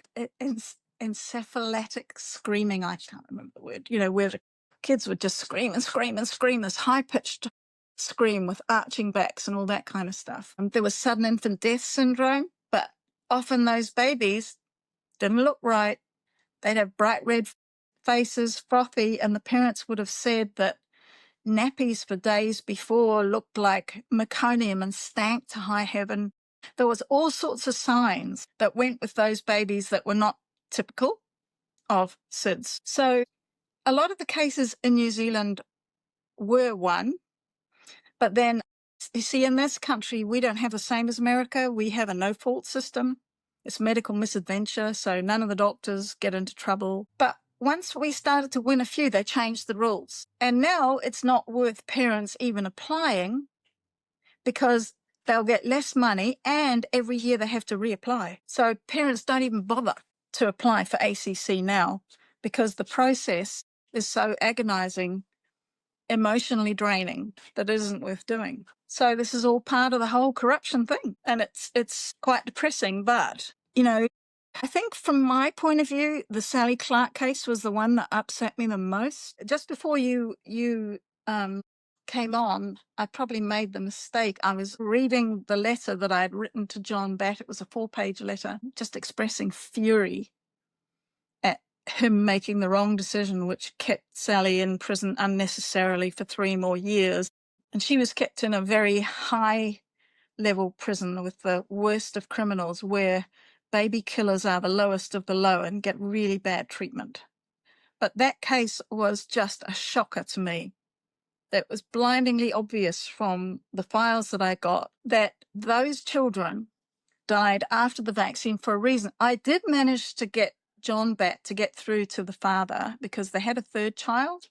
And I said to him, you need to tell the husband to go and have that baby tested, because I believe the other two babies had an immunodeficiency, and I gave him the name and I said, you need that baby tested. And if the baby has it, that baby will not be able to have any vaccines until it resolves. And he did have the third baby tested, and the baby did have the immunodeficiency. So that baby was not vaccinated until the situation resolved, which doesn't help Christopher or Harry. But at the time, I went through the files and I said, there's 3 reports missing. You need those 3 reports, because if you have those 3 reports, but he used to come back with every possible excuse as to why those reports didn't exist. And I remember after the appeal, I lost my rag. And it just so happened that Dr. Michael Innes from Australia rang me at the time, and I was so angry. And he says, why are you angry? And I told him. I said, I've told John Batt I don't know how many times, and he keeps saying to me those reports are key to winning this case and blah, blah, blah. Michael Innes then told Steve, that's the husband, and now this is the copy of the second book that I sent you the extract of. They were not able to say in the book exactly how. They had to miss a lot of stuff out. But anyway, long story short, those reports were handed over. Here's the bit that got me. The very experts who were falling over themselves to put Sally into jail for 15 years at the age of 34 for double murder were falling over themselves to be the rescuers who were going to get her out with those reports. Now, those doctors should have known from the records, because I went through those records, that those reports existed. Why didn't they ask for them? Why only when it was handed to them on the plate did they fall over each other to be the hero? So I was really pissed off. Sorry, probably shouldn't have used that word, but... Yeah, no, so I'm just in case they don't know about Sally Clark, she was an English solicitor who in November 1999 was the victim of a miscarriage of justice. She was found guilty of murder of her 2 infant sons. So if it's not bad enough that you're grieving your 2 children dying, the first one died in December 96 within a few weeks of his birth, and the second son died similar circumstances in January 98. And a month later, she's arrested and tried for both deaths. And the defense argued that the children had died of sudden infant death syndrome. But the prosecution got this pediatrician who said, there's like no chance that 2 children from an affluent family would suffer SIDS. It's 1 in 73 million. Basically, with that, she's convicted. And the convictions were upheld with an appeal. But then 3 years later, which is 4 years after she was convicted, a second appeal emerged, and a prosecution forensic pathologist who examined both babies had failed to disclose microbiology reports that suggest that they died of natural causes. And then she was released from prison, but she died at the age of 42 from apparently alcohol overdose at home. And when she was released from prison, her husband said she was never the same. She was attacked in prison because, she's a baby killer. So in prison, she's having a bad time. The press are having a go at her. She's lost her 2 children. It just destroyed her. How desperately sad is that? Well, it's, the press always gives the very surface. So I'm looking at the autopsy and I'm going, this is a shit autopsy. So I had to go and find out who the guy was who did the autopsy. And it was a Dr. Alan Williams. He was a home office forensic pathologist. He was not a pediatric pathologist. He took out the brain wrong. He took out the spine wrong. In fact, there's a doctor in Canada called Dr. Alex Levine who took those 2 autopsies in his lecturing around the world to show people how not to do an autopsy. So hold on a second. How can you take the brain out wrong? What does that even mean? If you take a brain out of a skull incorrectly, you can cause shearing. Okay? Just the action of taking the brain out the wrong way. Okay. And if you haven't done a scan before, ideally you would want to scan and x-ray the baby before you even do an autopsy so that you can see if everything is as it is. But if you don't do that before you do an autopsy, then anything can happen. But it's all in my file. That autopsy was an absolute shock. And I remember ringing I rang John back and I said to him, you know, John, this is the most terrible autopsy that I have seen. Well, it was up until then. There was way worse later. I think you need to take Frank Lockyer. Now, Frank Lockyer was Sally's father, and he was Scotland Yard. He was a detective, okay? And I said, you need to go with him and interview the pathologist. And here's the list of questions I want you to ask. I want you to ask, if this is the answer to this question, you go to this one. So I sort of gave him a tree that he had to ask. So they did that. By the end of that discussion, Frank was ready to take this guy's head off because he had the gall to say they absolutely trapped him exactly as I said they were going to. And he said, well, it's just a game. What do you mean just a game? What does that mean? Well, that's a really good question. The very fact that he comes up with that statement at the end, the pathologist said, John Beck came out and I said, okay, John, now you know the autopsy is crap. You've interviewed him yourself and you're still telling me that there's no way there's those reports. If you've been lied to by the pathologist and lied to by those people and lied to by those people, don't you think they might have lied to you about those reports? And he wouldn't listen. And it was, yeah. So this is Alan Williams, the Home Office pathologist, yeah? That was who did the autopsy. Why did they use a Home Office pathologist? Why was that? That's what I want to know. That's what I want to know. And why did he withhold the bacteriology results? I don't know. But some of that story is in this book about Steve was rung one day and said you had to get here by this time. And if you get here by that time, you will get the reports. And if you don't, they will be destroyed. Did Alan Williams get into any trouble for withholding? I don't know. Because, see, by then I was just so angry. I mean, yeah, it was, I think John, after he got my 4-page letter, which I was, as I was saying, I was reading before you rang, and it just brought up the whole tears and frustration. He did acknowledge in the book that he had completely ignored everything I'd said because I was a mother with no college, with no university education, no medical degree, and I didn't belong to anybody and I didn't have published literature, and that's the way it is. But as I say, the thing that annoys me is that the very experts who stood up for her in the last one were the same ones who wanted to put her in jail the first time, and they had to know that those reports were there. Don't you as a doctor know the sorts of reports you would order under certain circumstances? Yes. Okay. All right. Okay. So we're talking about long-term institutional corruption, which I experienced in my labour and delivery and postnatal care with my child, which opened my eyes. But, you know, when it came to vaccines, because there was nothing happening in the country, I started speaking out. And the funny thing was, the health department invited me to go and talk to them. And then even at one stage, they sent a doctor who was involved in the immunisation to come to my house. And one of the things they were talking about was putting me through medical school. And I said to this guy, Michael, you have no idea. I would not survive in medical school because I would be saying, well, what about this? And what about that? And why are you doing this? And why are you doing that? I'd be wanting them to justify themselves. And they don't like you when you do that. Besides which, I've got 2 very young children. I'm breastfeeding and I don't want to blah. But it's really interesting because as long as the health department thought they had a chance of changing me, then they continued to talk to me with the hope of swinging me.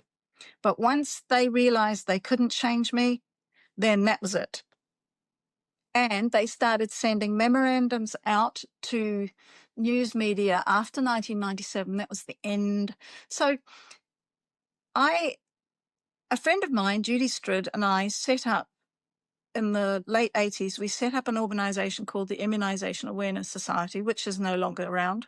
And we put out 2 international conferences, one in 1993 and one in 1995.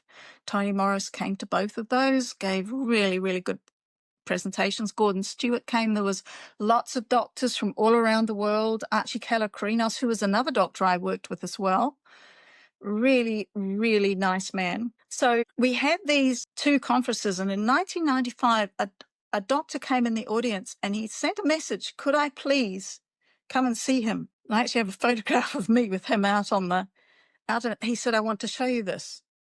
It's a Department of Health memorandum, which was sent round to all medical officers of health and their staff, that I was a liar, that I was a lesbian, that I had said I was a pediatric nurse. They had this list of made up things. He didn't let me take a copy of it, unfortunately. But I suddenly realized that even the Department of Health in this country was prepared to go to underhand lengths. And that really came out in 1987. So there was a doctor in Whakatane called Dr. Sandor Milne, and he was doing all the research on New Zealand on hepatitis B. Now, at this stage, I had had a lot of really nasty phone calls, and I had worked out a system whereby I could stick a thing, because it was in the old days where you picked up the phone and it was on a coil, right? Yep. So I had worked out a system where I could stick a microphone on the back of the handpiece, and it would record what I said and what the person said.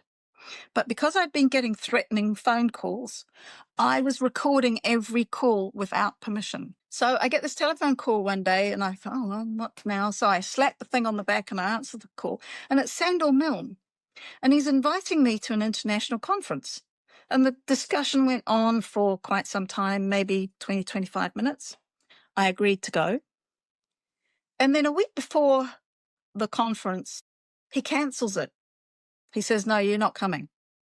All right. After the conference, there's a knock on my front door. And some 2 Dominion Post reporters are on my doorstep. They're from Wellington. I'm up in Auckland.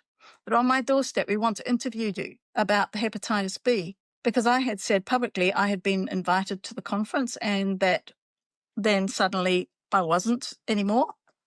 And they had said that Sandor Milne had said he never invited me. So I got out my little tape from that telephone conversation, stick it in my tape recorder, and I say, have you got your little tape machines? I want you to tape this. Don't say anything while it's going.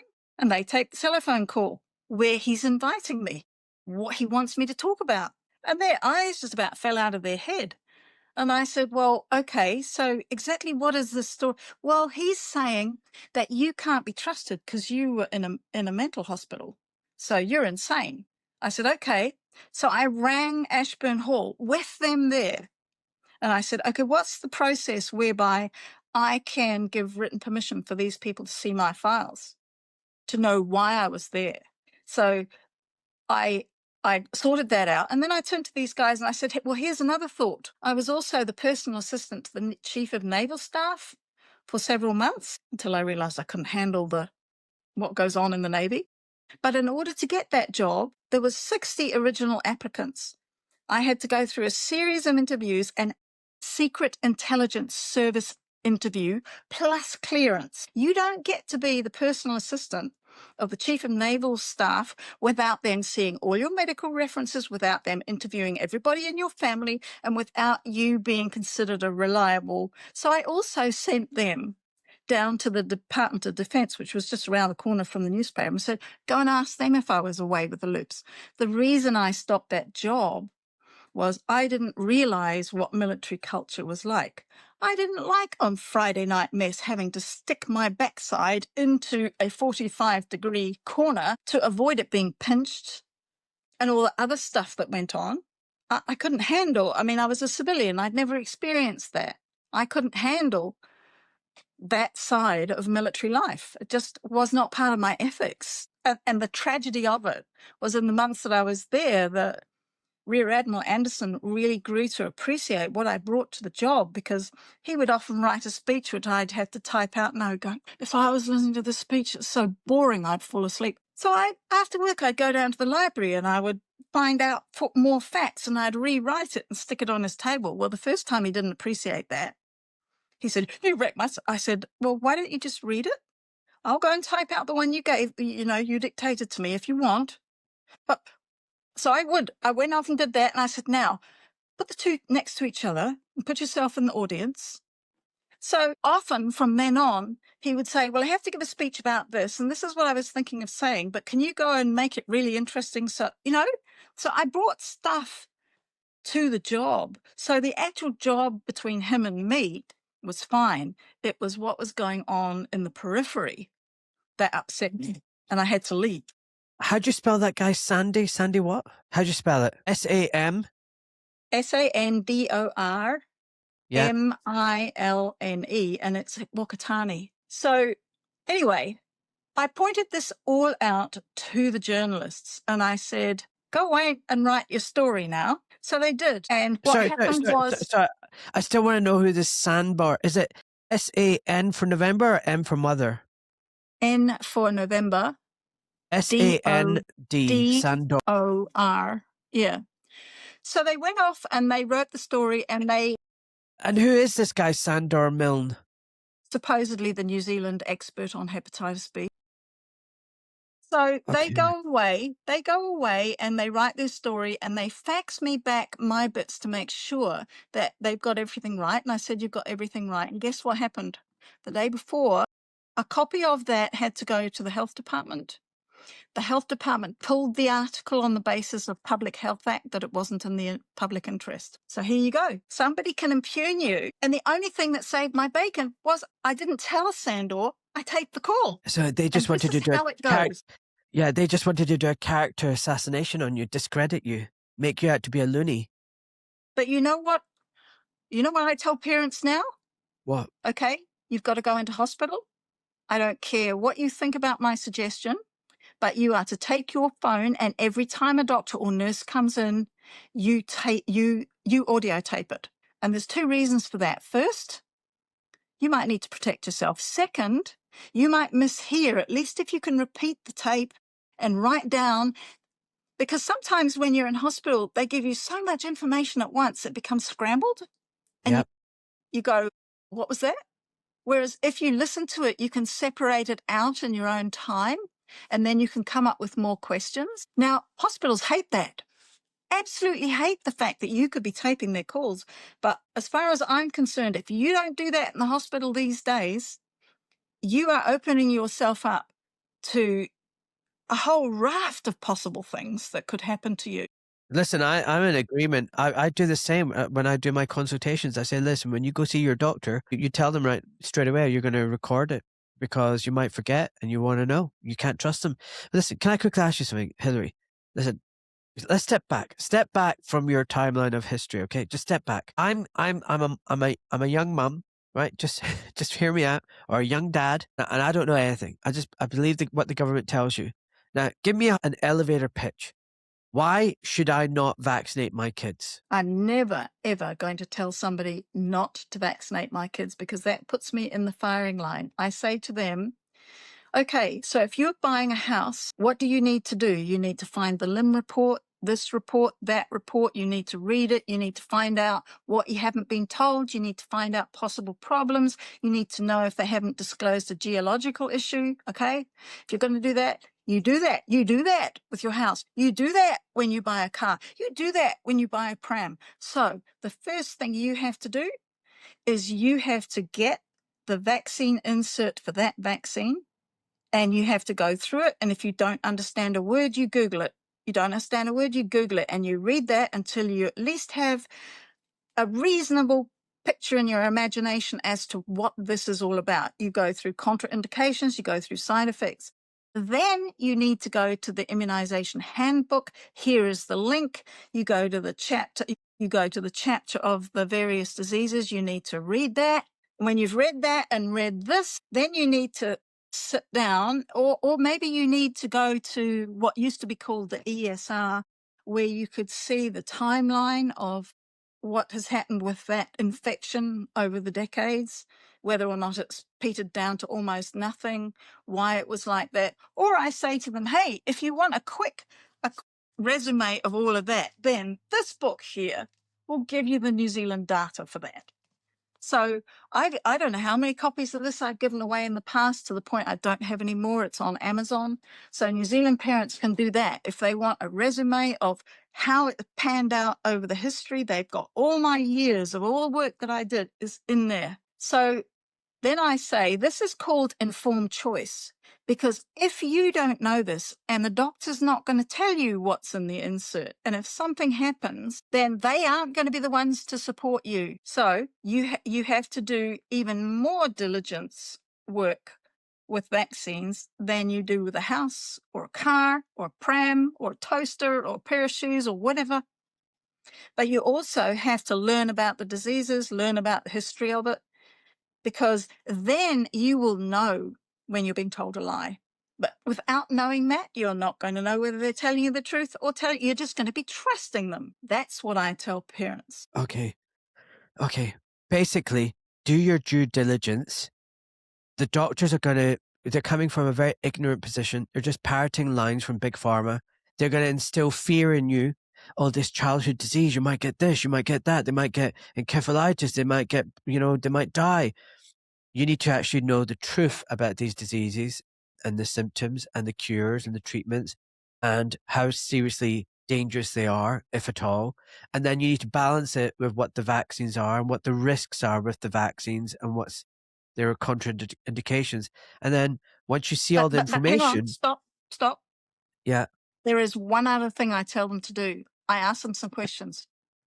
Do you have a grandmother? Do you have a great-grandmother? Oh, you have a great-grandmother. Oh, she's 93. How many vaccines did she ever get given? Your grandmother, she's 70-something. How many vaccines did she not have that they're giving to the babies, and why is she still alive? Have a look at your family history. Like, I'm in a lucky position where my family history goes back hundreds of years, and there came a point, okay, we know that a lot of the diagnoses weren't particularly accurate, but I go through my family tree, and I've got a couple of people who died from fencing duels, some more who died in war, lots died in war, a lot died of puerperal fever when they were giving birth because the doctors didn't wash their hands. There is one case of meningitis. On my husband's side, in the 1800s, one of his family members, they lived in London, and in the 1800s, you know what? Horses were it. There was layers and layers of horse poop on the road like this. He got kicked by a horse with a hoof and he got tetanus, which is not surprising when the roads were loaded with horse poop. So if you go through your family tree and look at what people died of, and then ask your grandparents, your great-grandparents and your parents what vaccines they had. Now, you're going to find that a lot of people have been sucked in.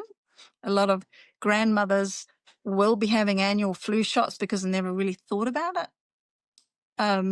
So you're going to get a wide range, but that should also answer questions, because your 94-year-old great-grandmother is not going to have had, when she was a baby, the raft of vaccines that they're giving now, and she still managed to survive.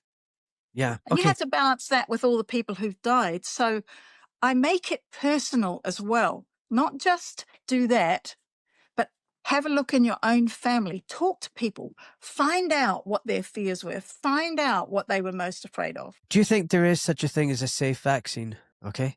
Do you think there's such a thing as an effective vaccine? Effective in what sense? Like, for instance, if you look at the original measles vaccine, which was only a single in our country at least, that definitely disrupted the spread. There was something in that vaccine that caused the rates of measles to spread out. So instead of getting measles epidemics every 2 years or 4 years, they were like maybe 5 years or 7 years apart. So there was something that meant that it required a longer time to build up enough susceptibles to land up with an outbreak. So, all right, in 1987 in this country, they brought out the hepatitis B vaccine in babies, right? The interesting thing is, when I look at all the original documents for that, the people who were most at risk for hepatitis B and hepatitis B carriage were people with Maori ancestry. The Europeans were not. But it was decided to just give it to everybody so that the Maoris didn't feel picked on. The same year, meningitis A broke out as an outbreak in Auckland. Again, I did the data dive, primarily susceptible in Maori and Polynesians. Again, the vaccine was given to everybody because we couldn't be racist, okay? In later years, when they brought out the pneumococcal vaccine, somebody leaked to me key documents for that. One of them was a PowerPoint made by Wyeth about what was needed in order to make the program acceptable to doctors and how to educate people. And in this document, it said most doctors will not even know what pneumococcal invasive disease is. They've never even seen a case, so we're going to have to educate them first. And again, it was very clear that it was Maori who was susceptible. Now, when it came to the key document for the public, everyone was susceptible, and it was serious, and it could kill you.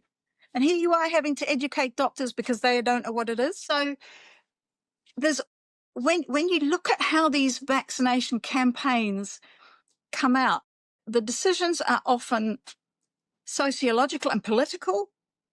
They're not medical, which is ironic because when my husband started teaching in 1952, every year the Maori children were pulled out of school and given typhoid vaccines because the quality of sanitation in their houses were inadequate. Nobody else got them. Only the Maori kids got them. But now you can't do that. Yeah. Am I too extreme where I think no one should get a vaccine? Am I taking too an extreme view? I think if you take that view, then you run the risk of being done over, because what would you do, for instance, if the parents, unbeknownst to you, their child had an immunodeficiency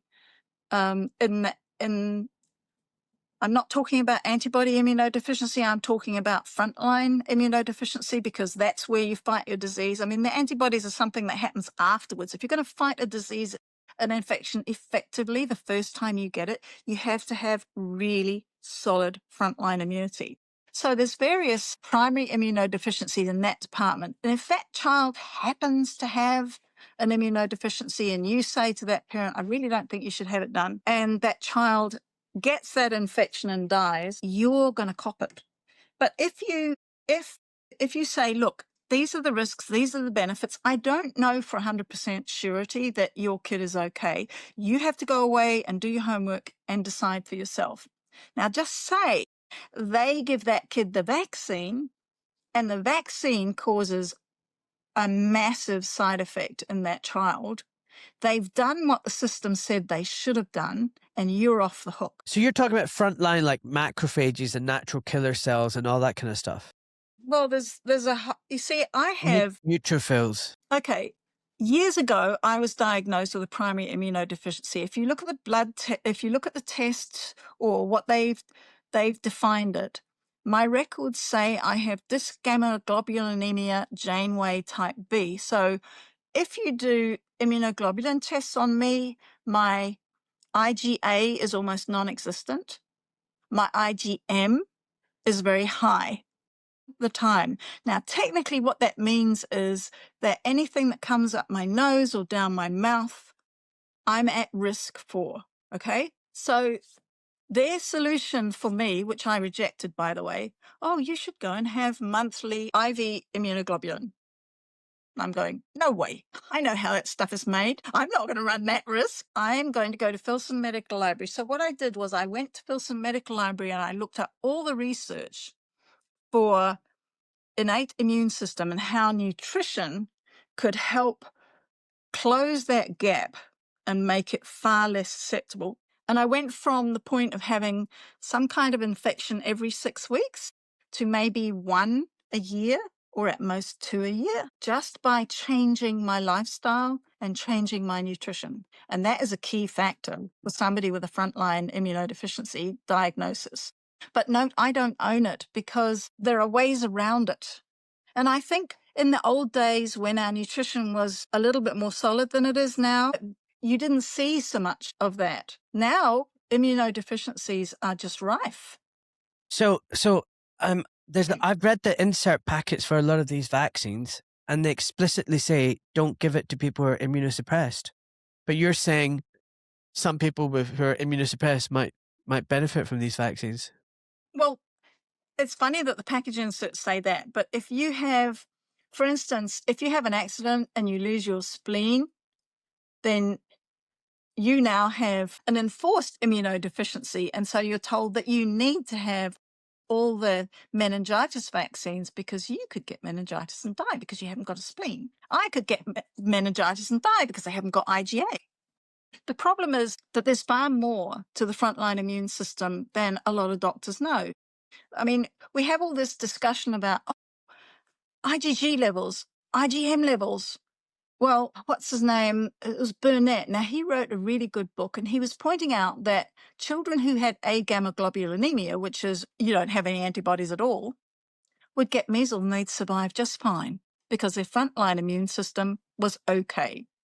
But this is the problem that I have with a lot of vaccine studies and vaccine development. The studies and trials don't actually look at real life. Is there a decrease in disease in the vaccinated? Is there decrease in mortality in the vaccinated group?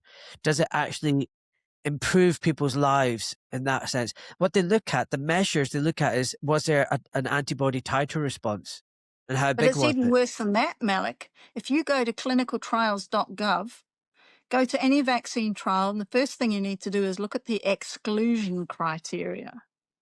Look at the people that they exclude from the trials. There is a long, long list of exclusions because they only want the healthiest of the healthiest with absolutely no possible immunological problems, no possible chronic health problems, no possible anything problems, because they want a good result. And so that they use those people for the trial. Yes, this vaccine's wonderful, but guess what? When the vaccine comes out, all of those people who were excluded from the trials are the ones recommended for it. And I do that with every new vaccine. I go and look at the clinicaltrials.gov and look at the exclusion criteria. Okay, so you're saying there's no such thing as a safe vaccine. They all carry risks. Effective wise, I didn't get a In straight terms of answer. study, okay, if they did a study, because I mean, the mantra these days is a needle in every arm, right? If they did a study that reflected that, then there would be no exclusion criteria. You would give the vaccine to anybody who walked in who wanted to be part of the trial, regardless of their health status. But you know what would happen, don't you? There would be so many reactions, and they wouldn't be able to say it's safe because they've given it to all the people that they'd excluded from the trial. The trials are a total mockery. Yeah, I know. Now there's another thing. Some people listening to this who are in the terrain camp, in your country, you got your Baileys. They'll be listening to you and they don't care that you spent 45 years of your life fighting the vaccine industry and all the work that you've been through and all the trials that you've had to go through, like, the attacks and everything.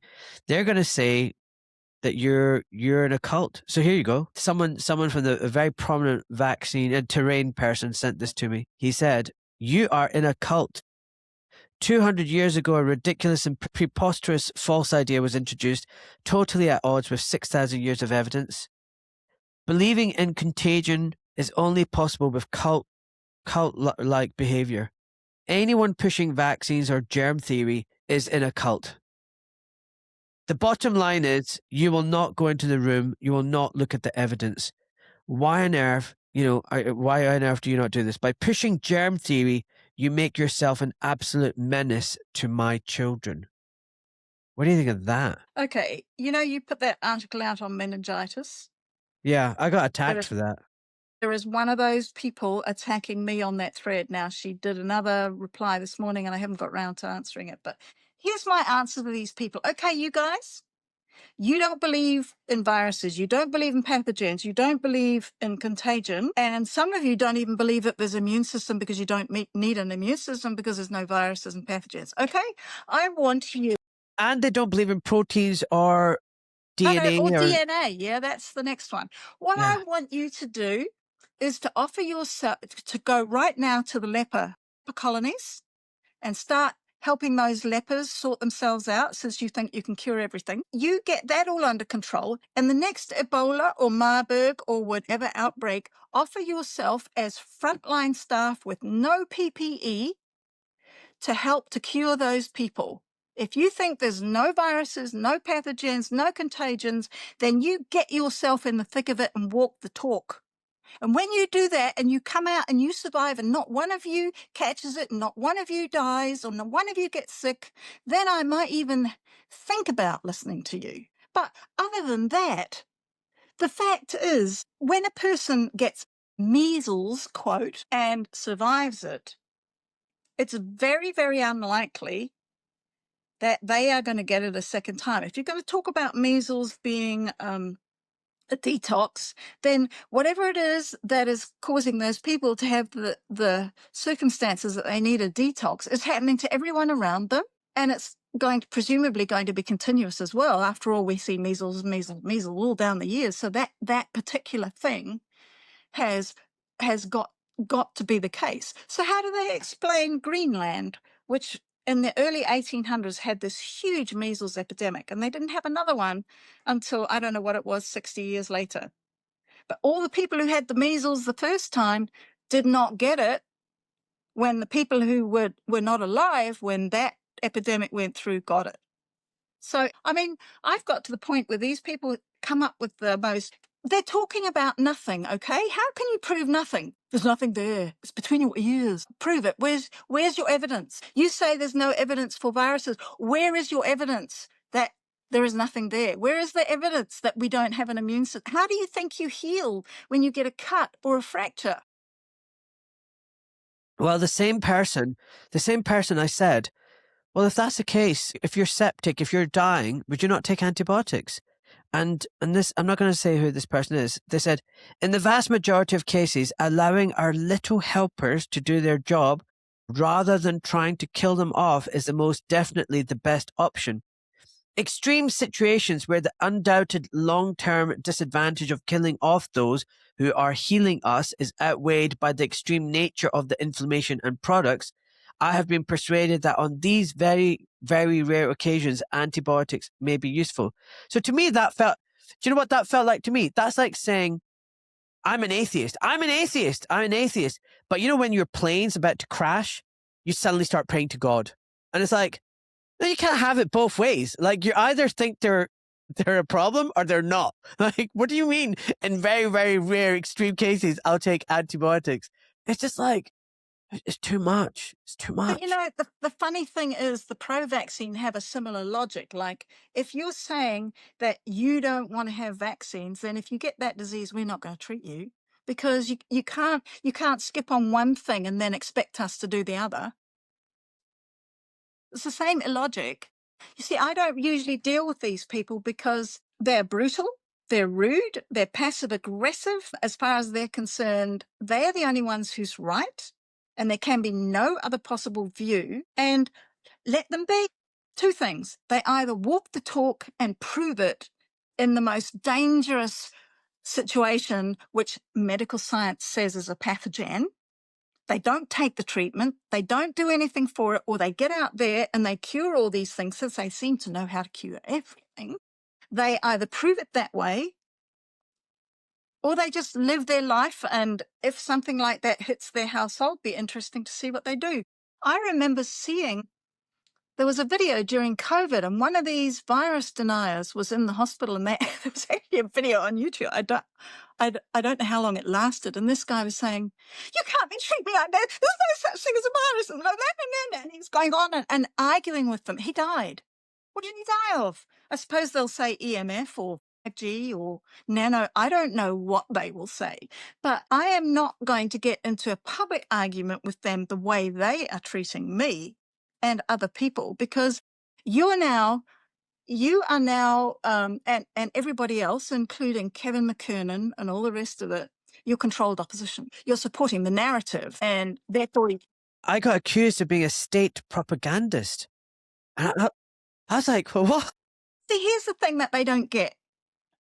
We actually have a common core argument: no vaccines, right?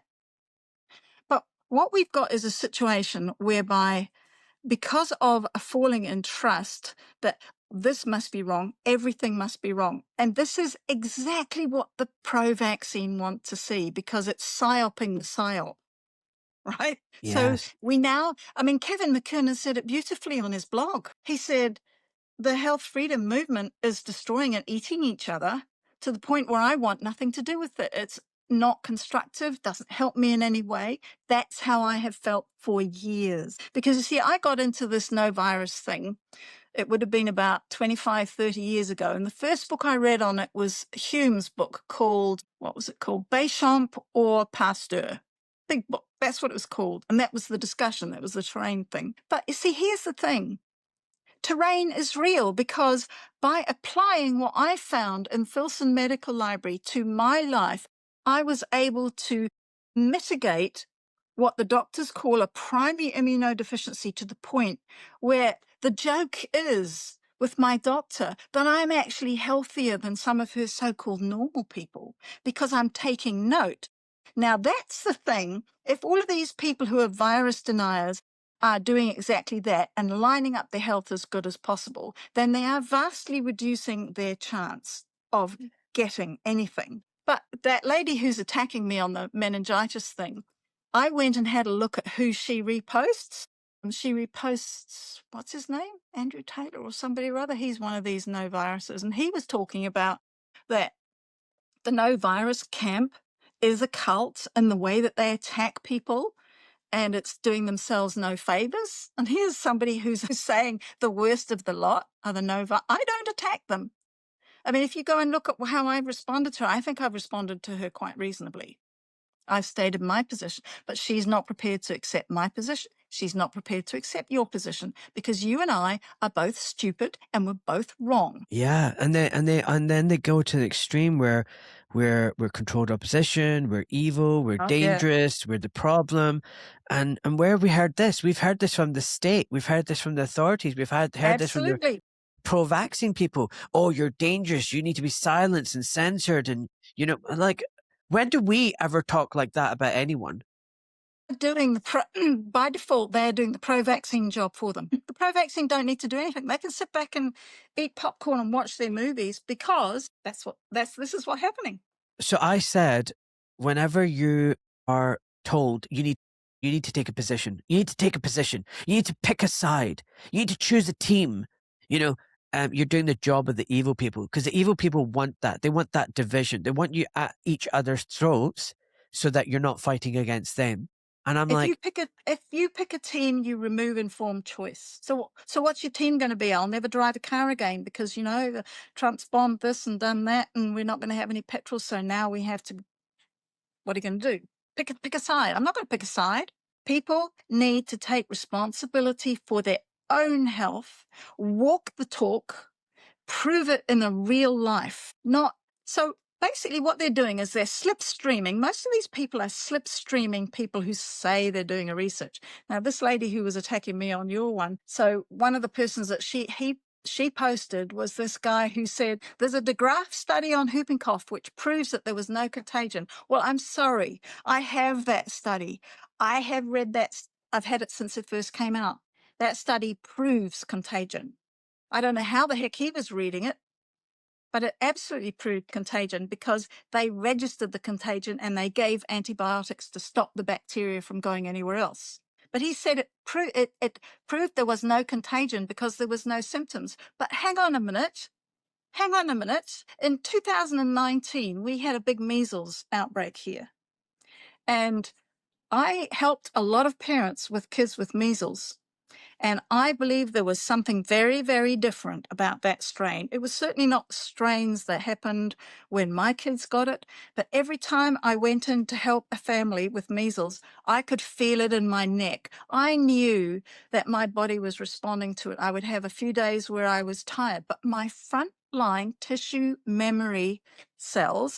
resident memory cells are not related to antibodies, but they perform a similar frontline function. They were all working to throw it out, and then I would be fine. So when one of the reasons why in the old days older people got shingles much later was because chickenpox constantly circulated and their tissue resident memory cells were constantly updating their memory banks. Yeah, that's chickenpox, and that would keep the virus shoved down. Now we're seeing very, very young people getting shingles because chickenpox doesn't circulate. But here's a really interesting thing that most people don't know.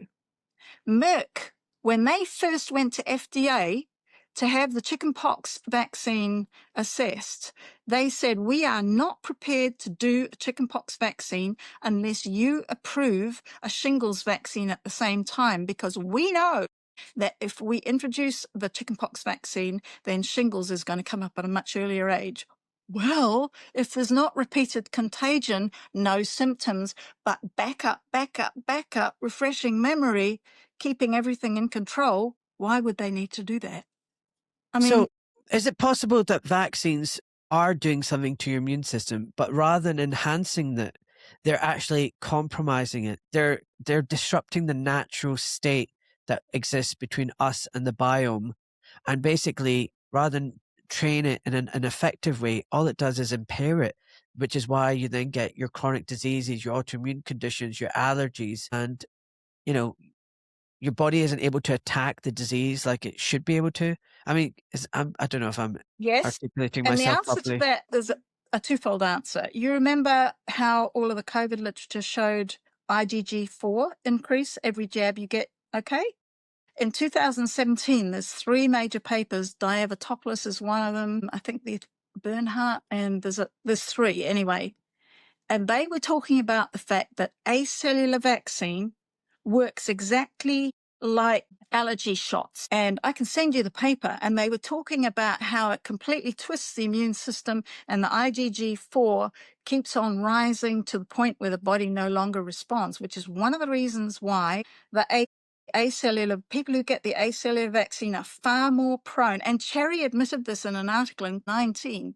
He said that the generation that's had the acellular vaccine is going to be susceptible to pertussis for the rest of their lives, and there isn't anything they can do about it. So he already knew.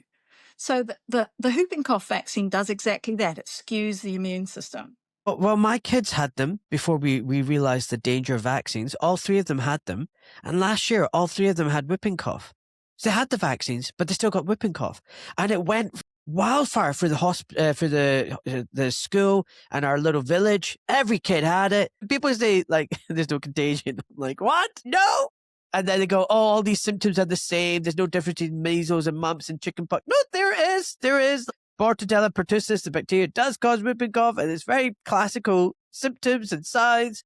We didn't need any testing. We knew it was whooping cough. And, you know, one of them had to have antibiotics. The other 2 were fine. But one of them just could not shake it off and was just being sick and everything. So, you know, we gave a short course of antibiotics and they got better.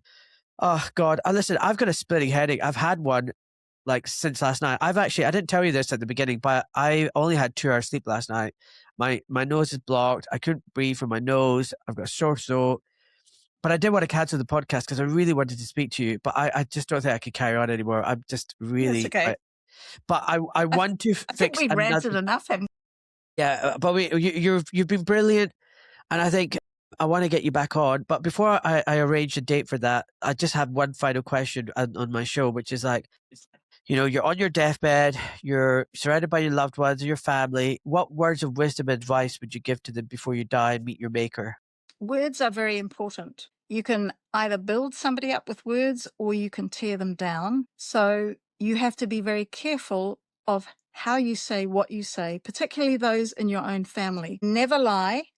You must not live by lies. And you have to remember that when it comes to how people see you when you're dead, people will remember how you made them feel much more than what you said. Yes, that's beautiful. Hilary, thank you so much for doing this. I know you're not used to doing these kind of podcasts. No, I haven't done for a very long time. Well, I appreciate you very much. Well, I thought your meningitis article was brilliant, regardless of what the no virus person thinks. Well, that's very high praise coming from you. All right, thank you. Before we finish, again, I just want to thank you all for supporting this work. Your support keeps these conversations independent, uncensored, and focusing on what truly matters. No gatekeeping, no limited hangout, no controlled opposition. If you found today's discussion meaningful, please share it widely with those who need to hear it. And if you want to explore your own health situation more deeply, my consultations are always available at docmalik.com. And whether you're new here or have been with me from the beginning, I truly appreciate you being part of this community. Love, Doc.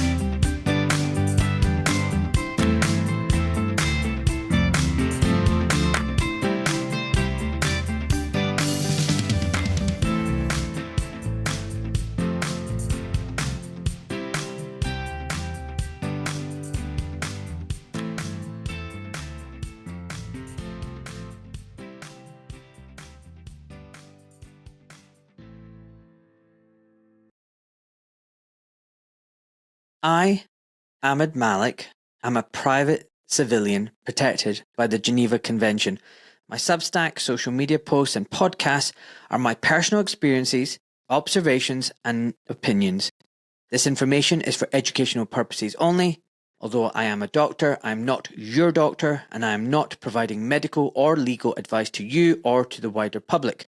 I am not licensed or registered with the GMC or any other licensing board. The responsibility for the interpretation, due diligence and use of the information from my Substack and my podcast lies with you, the viewer and or listener. Please do your research and use your discernment.